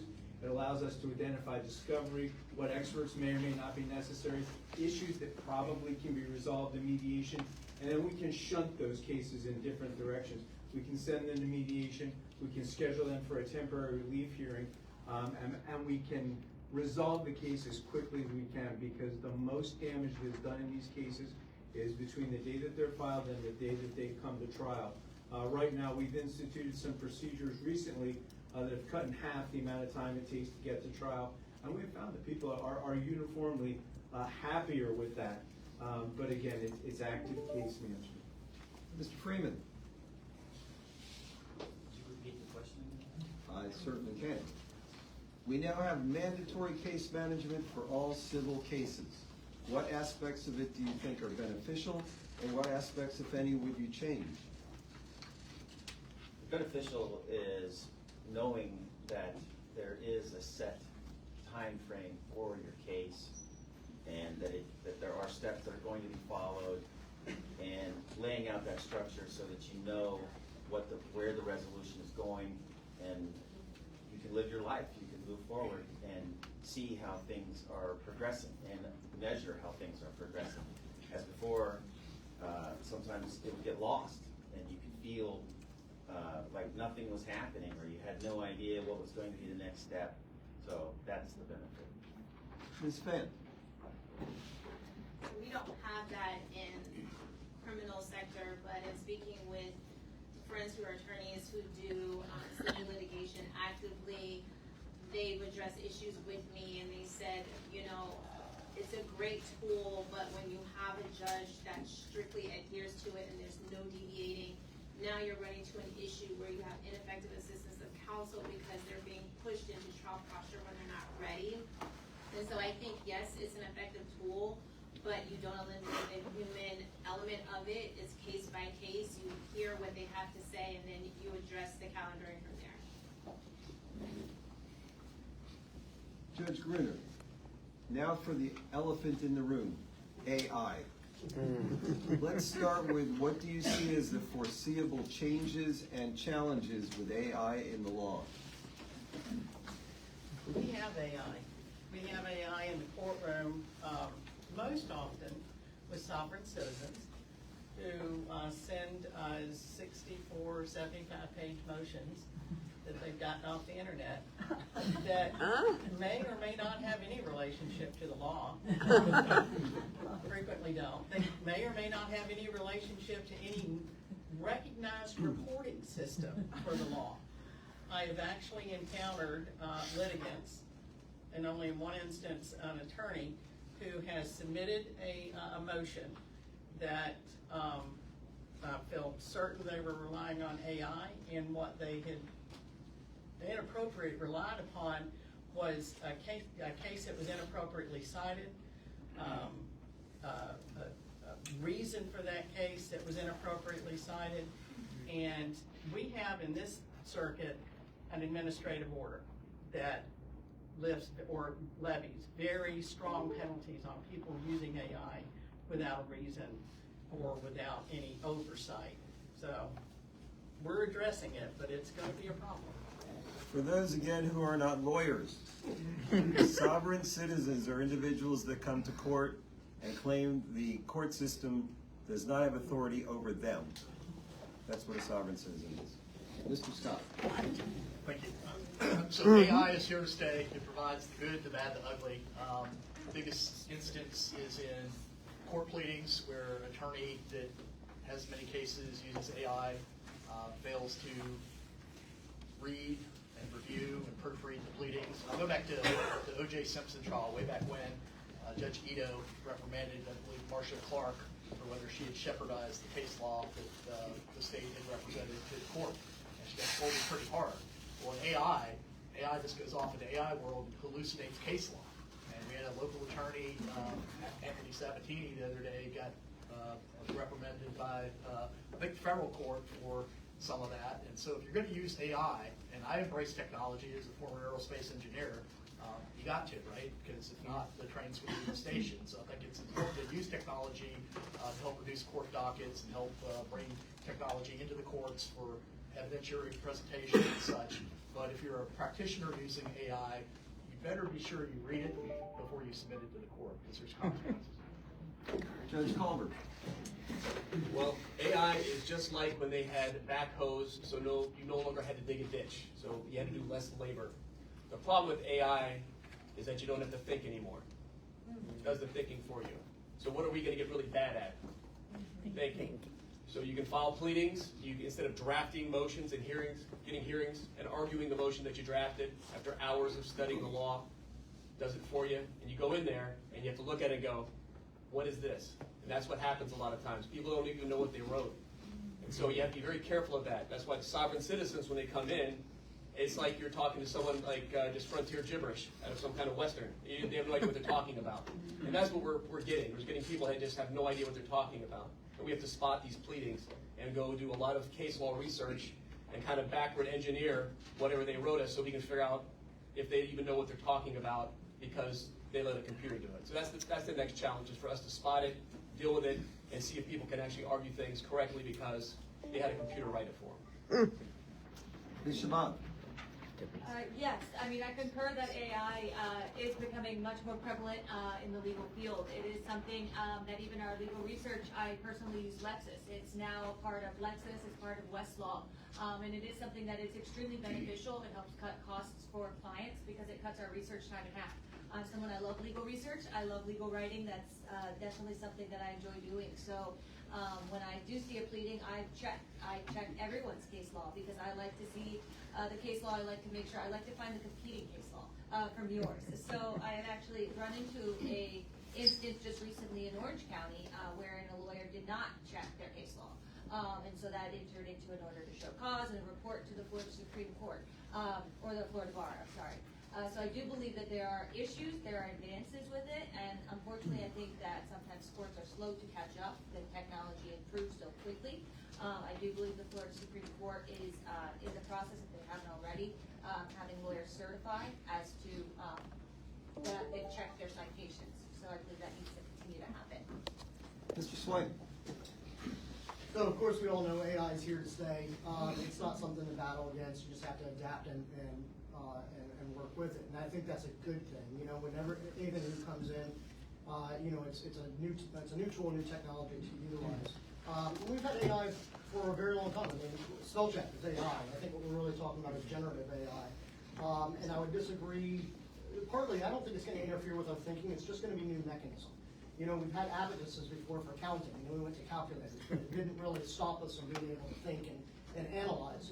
I think generative AI is going to be the same thing. It's just, it's a different way of thinking. It's just not the way that we have thought. You still have to input information. So there's still things that you have to think about in generating AI. But the difficult thing is, as anybody mentioned here, everybody, is the hallucinations that it is generative. If it finds a hole, it'll plug something in that seems to work. And if you have an attorney that's not reviewing that can cause a major issue, and that's something we have to watch out for. Judge Siegel. Only AI can answer this question in 1 minute. Wonderful, and it is terrible. I've gotten cases where I've gotten, stacks this high of bank statements. I can scan those in, I can write up a prompt in AI, and I can find the information that I want in minutes. I mean, it used to take me hours and hours and hours to find that information. I do with tax returns. There's this program called Our Family Wizard that allows parents that can't talk to each other to write back and forth. And I can take stacks of these pieces of paper and throw them into my computer, and I can process the information. There are programs now that do risk assessment for purposes of releasing people on bail. I don't think I trust them right now, but they're actually pretty good programs. AI is being used for alternate dispute resolution. A lot of these mediation models that are being used in small claims court, they're AI. People have no idea that they're actually talking to a computer instead of a mediator, but it works, and it works great. The flip side of that is in the absence of actual intelligence, you have artificial intelligence. And that's the problem that Judge Gruner pointed out. These people drafting these enormous motions, they have no idea what they're talking about, and they're giving you cases that simply do not exist. I'll stop. I think the question was your personal opinion about AI? No, the question was, what do you see as the foreseeable changes and challenges with AI in the law? I think there's going to be initially a dark ages as AI exposes what we've always suspected. There are going to be connections, there are going to be disturbing details that AI is going to reveal for us.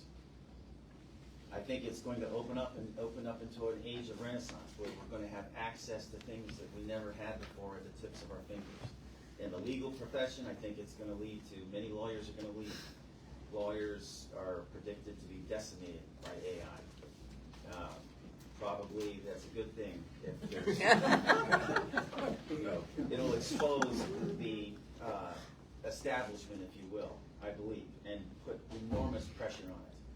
And that'll open up, though. That'll open up into an age of renaissance where we will see things, we will learn things, and it'll be a wonderful, unimaginable at this point future. That's what I feel. Ms. Finn. I think like everyone has said, there are pros and there are cons. I think the challenges is what we heard. There's already been instances where attorneys and individuals have been reprimanded because they're submitting things that are AI generated and they don't exist. The case law doesn't exist. The case statute doesn't exist. And I think that that's going to create more time to have to verify those and go through, which fine. I use Westlaw. I think someone mentioned LexisNexis, but I use Westlaw. I don't particularly use AI. I like going through the actual case and reading it. I think it educates me more when I can go through that process. It is more time consuming, but it's worth it in my opinion. But there are others I know that don't do that. And so I think it'll cause a delay in some respects because we will have to go through those cases and see what's real and what's not, what's legitimate and what's not. But in other respects, it will save us time. Mr. Gaspardi. I'm a bit of a fuddy-duddy. I don't like change, but I've been working on adopting it. We recently over in Brevard County, we just had a local attorney who was held in contempt by one of the judges over at the Middle District of Florida for writing an entire motion that had hallucinated cases in it, that had hallucinated quotes in it, saying the case says this when that language doesn't exist. And the judge actually wrote an order going, please point out exactly where this quote is in this case that doesn't exist. And that's terrifying, that there are members of the bar who are willing to put out that work product. Conversely, I don't like generative AI. I write everything. But there are tools, LexisNexis, Westlaw. Westlaw has a function where we can run a motion or a brief through it, and it will double check through its closed network to ensure that our case citations are correct, to ensure that our quotations are word perfect. And that's nice because it's actually a closed network rather than open to the network, to the world. Thank you. Thank you.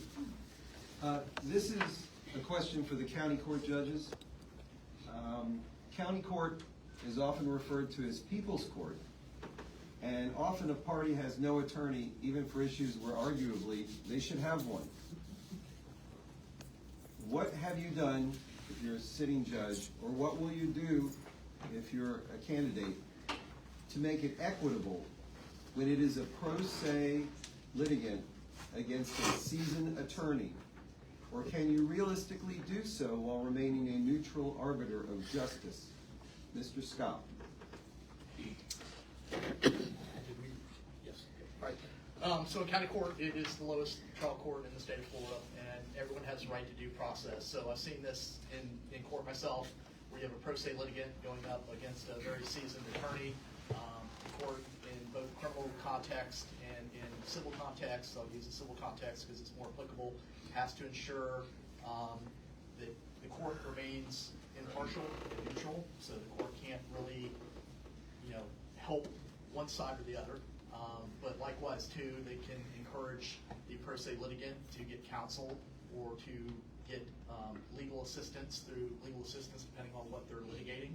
And other than that, everyone has a right to be a pro se litigant. I, as an attorney, have a right to be a pro se litigant.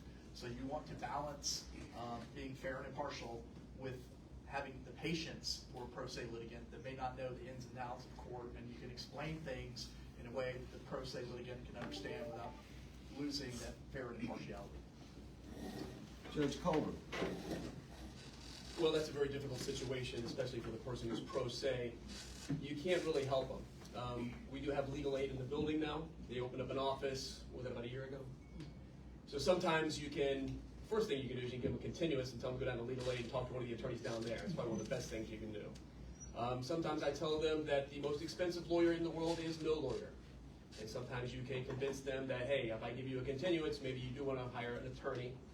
And then, of course, before anything happens in the courtroom, I can say, look, I have to call winners and losers in a bench trial, but you're in control of your own case if you go out in the hallway and talk to the lawyer. So I give an opportunity to go outside and talk to the lawyer before we have to litigate the case.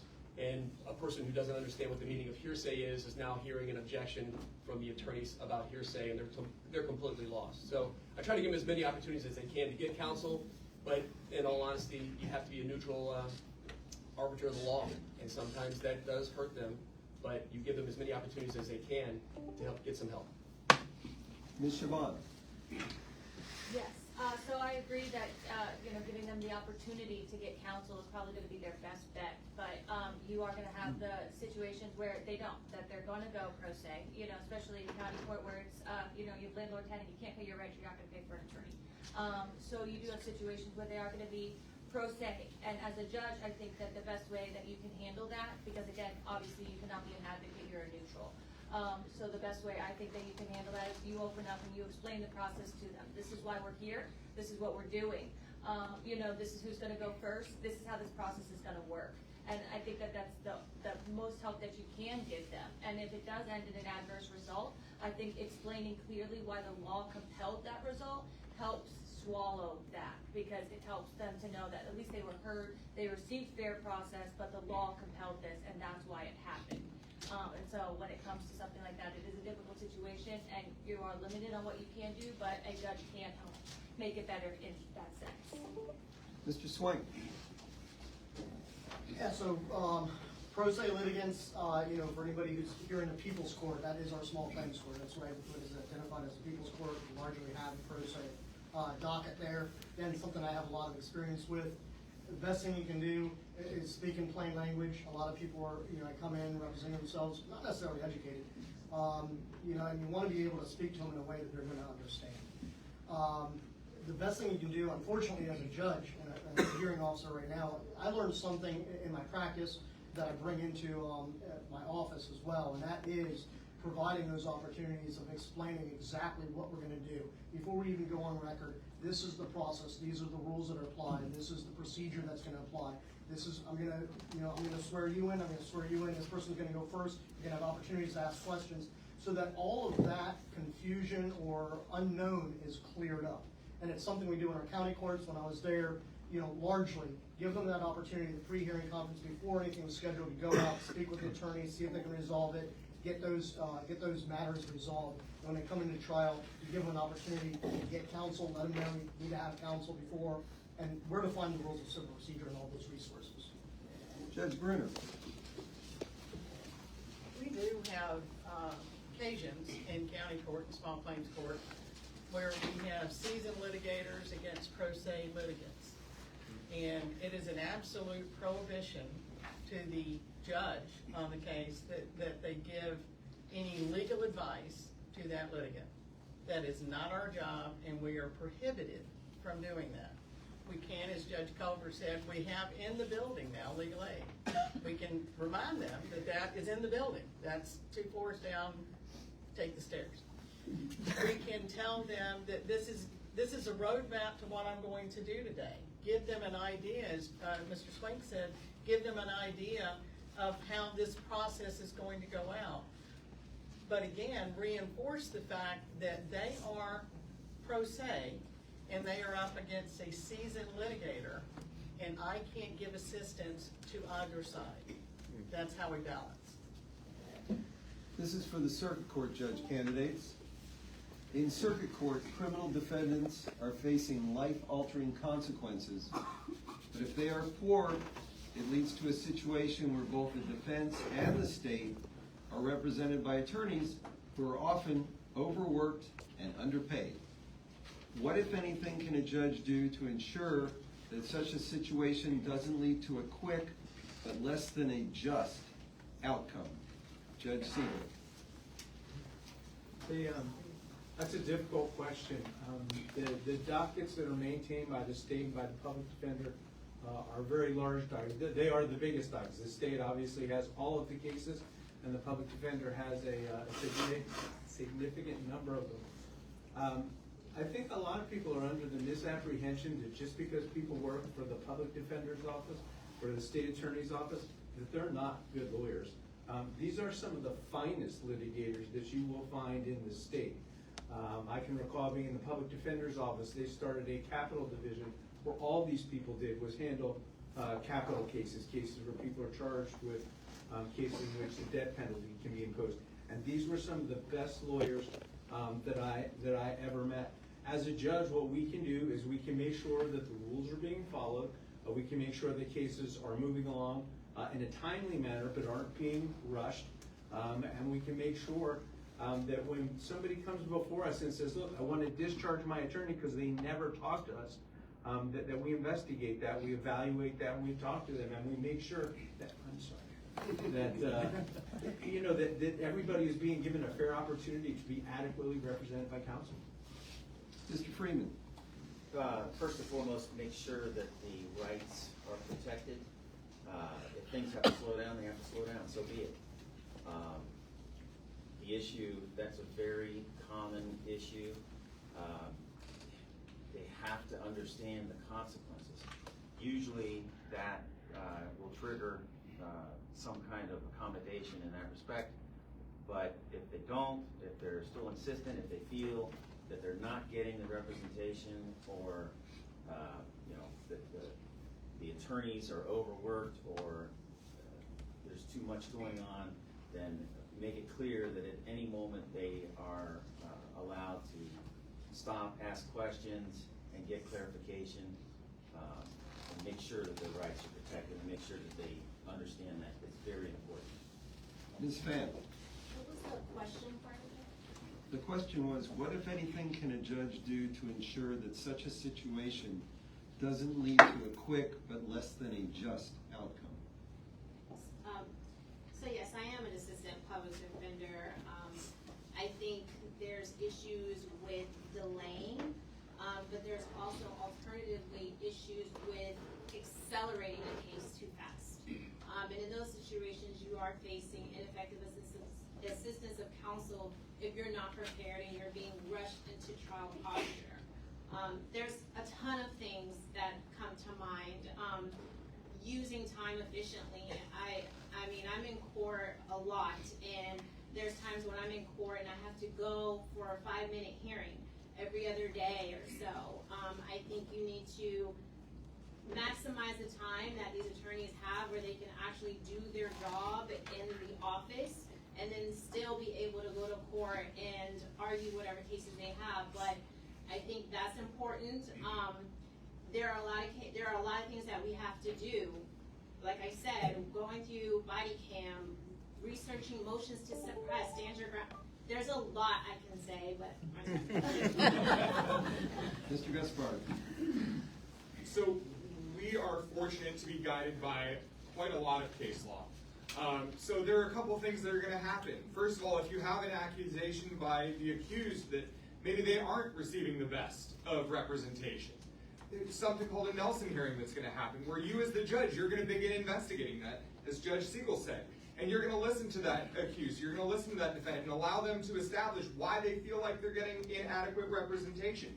Then you're going to speak to that attorney and say, attorney, they've made this representation. Thoughts? And allow them to justify why they've taken the action that they've taken.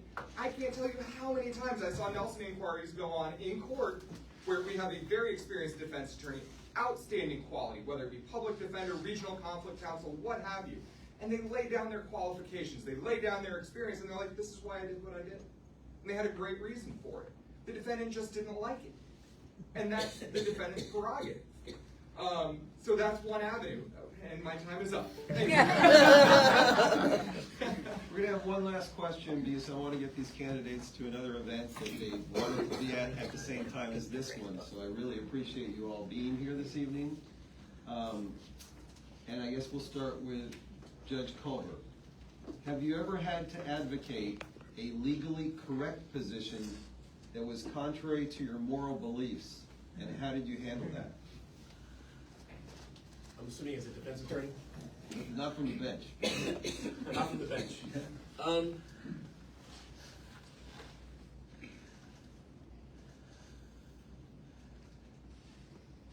You always have to be client-centric when you're defending someone. In other words, you have to be doing what's best for them. And you can't let your personal feelings or beliefs get in that way. That's one of the hardest things that there is to do as a human being, in my mind. You make sure that the judge plays by the rules. Make sure that the opposing party, the state, plays by the rules. And you have to know the rules exceptionally well in order to do that. You have to know it better than anybody else in the room. I'll give you a brief for instance. I had a client one time, African American, and the state kept on getting rid of all the African American people on the panel. So we came back for jury, the jury was not sworn. The day of the trial, I looked at my client, I said, do you want this jury, this all-white jury? And he said, no. And I had 2 peremptory strikes left, and I struck the panel. So we had another chance to pick another jury. That's dirty pool, but it was against my moral beliefs, but it was the right thing to do for him to get the right jury. Thank you. Ms. Siobhan. I think that is one of the toughest areas of practicing law. I think that there's a lot of times where you have to be able to set your personal values aside, because at the end of the day, your job as a lawyer isn't to put out your moral code, it's to advocate for your client and what's right for your client. And that's just the nature of the field of law sometimes. I mean, there's really no other way to say that, especially when you're dealing with situations like criminal cases and domestic violence and things like that. Everybody deserves their day in court, due process, equal protection of the laws, and as an attorney, and especially as a judge, your only role is to put that aside and advocate for your client as an attorney, and as a judge, Your only role is to put your feelings aside and apply the law as to the record in front of you. Mr. Swank. I've got a lot of examples as a hearing officer, but the best example I have as an attorney, hit me real hard. It was one of the last cases I had before I took office with my current position. And it involved, it was practicing, representing financial institutions in foreclosure, and I was representing a bank that's foreclosing on a property. Landlord who had rented the property out, and the only person that appeared was the tenant, the person that was renting the property. He was somebody that had been in the military, PTSD. This was a unique property that allowed him to have horses there. During the hurricanes, he didn't sleep in the house. He slept in the stalls of the horses. He needed these horses, and he was losing his property. He had put money in investing in it too, and ended up keeping it that he wasn't going to get back. As an attorney representing my client, even though that was against my moral code, I had to represent my client. That's what I did. So I foreclosed on the property, and this is an example of seasoned attorney against a pro se litigant, unfortunately. But the way I rectified that afterwards is after that case was done, I went out and I talked to him because he knew I cared, and I let him know clearly, I care.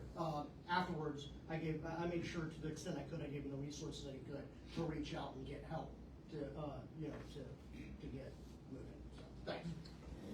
Judge, I had a dependency case a number of years ago where my client was accused of causing a spiral fracture to an infant. There is no way an infant can suffer a spiral fracture unless an adult has abused that child. She insisted on taking the case to trial. It was a case that was assigned to me. I had to represent her. And the attorney that came in for the Department of Children and Families was a very inexperienced attorney. Didn't know how to get the medical evidence in front of the judge, didn't know how to get the x-rays in, didn't know how to get any of the opinion testimony before the court. And all the court could do was say, you didn't prove your case, department, and they gave this child back to this woman. And I never did another dependency case after that. But the important thing is we don't judge people in what we do here. We judge facts, we judge situations, we judge the law, we judge scenarios, but we don't judge people. Mr. Freeman. My example comes from elder law. I was helping an individual with some guardianship matters.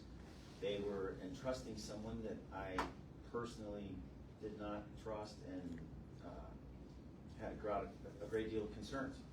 I always pump the brakes, make sure they understand at the point of nausea that what the risks involved and what they were doing and what the consequences would be. We went ahead and did it, and that was fine. In order to make myself feel a little bit better, I kept hanging around, would check in on the individual. I don't know if you know this, but lawyers sniffing around in those circumstances make individuals a little nervous, particularly in nursing homes where you get better care if you have a regular visit from an attorney. But it's been proven. But that's the example. Ms. Pham. Every day.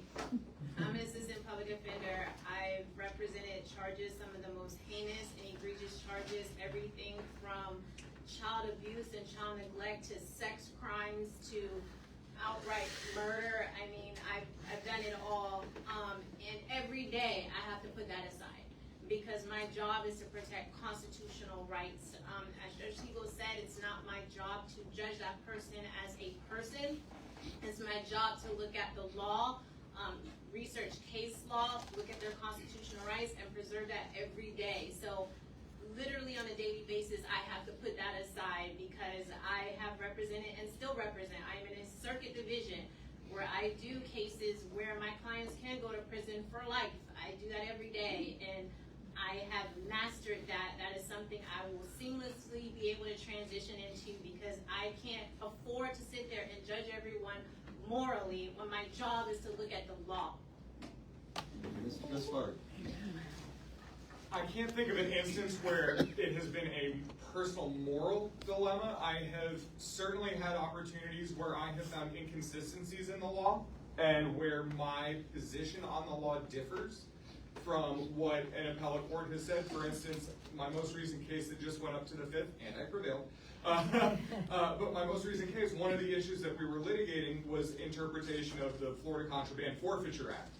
And therein, there's conflicting statutory language and case law language to a singular case out of the Fifth. And so as I'm writing my motions, as I'm litigating this, I have to say, Judge, listen, this is what the Fifth says in this case, and it's binding on you. But they also say all these other things in all these other cases, and this is why I think all this is right, but you still have to follow this. And so that to me has been a challenge, but it's certainly what I did. You can never not fully follow the law. You can never not fully advise the court as to what the law actually is. But I think it's important to say, yes, this is the law, but these cases, these authorities are still in existence. Thank you. Judge Bruner. I have to tell you that being a private attorney gave me the benefit of not having to take those kinds of cases. If I had a client who came into me and that client was morally reprehensible or morally bankrupt, I could decide not to take the case. Sometimes I did so at the expense of my firm. Sometimes I did so at the expense of my daughter's tuition.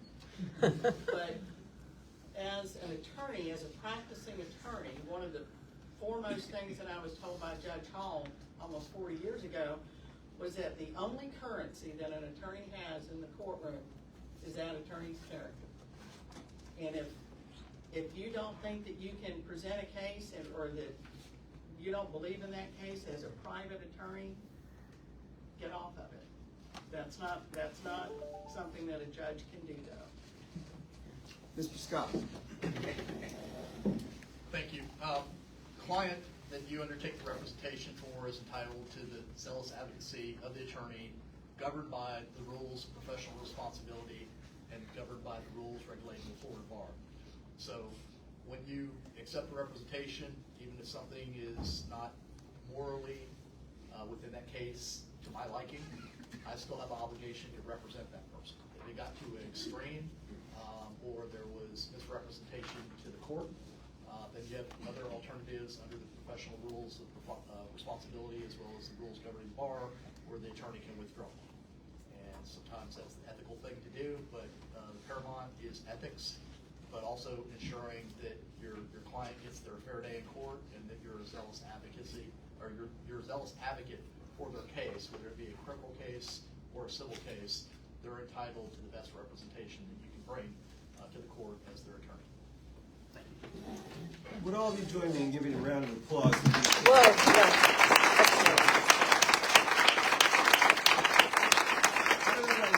I learned a lot about them, and I even learned some things about law. And I think everybody in here probably did as well.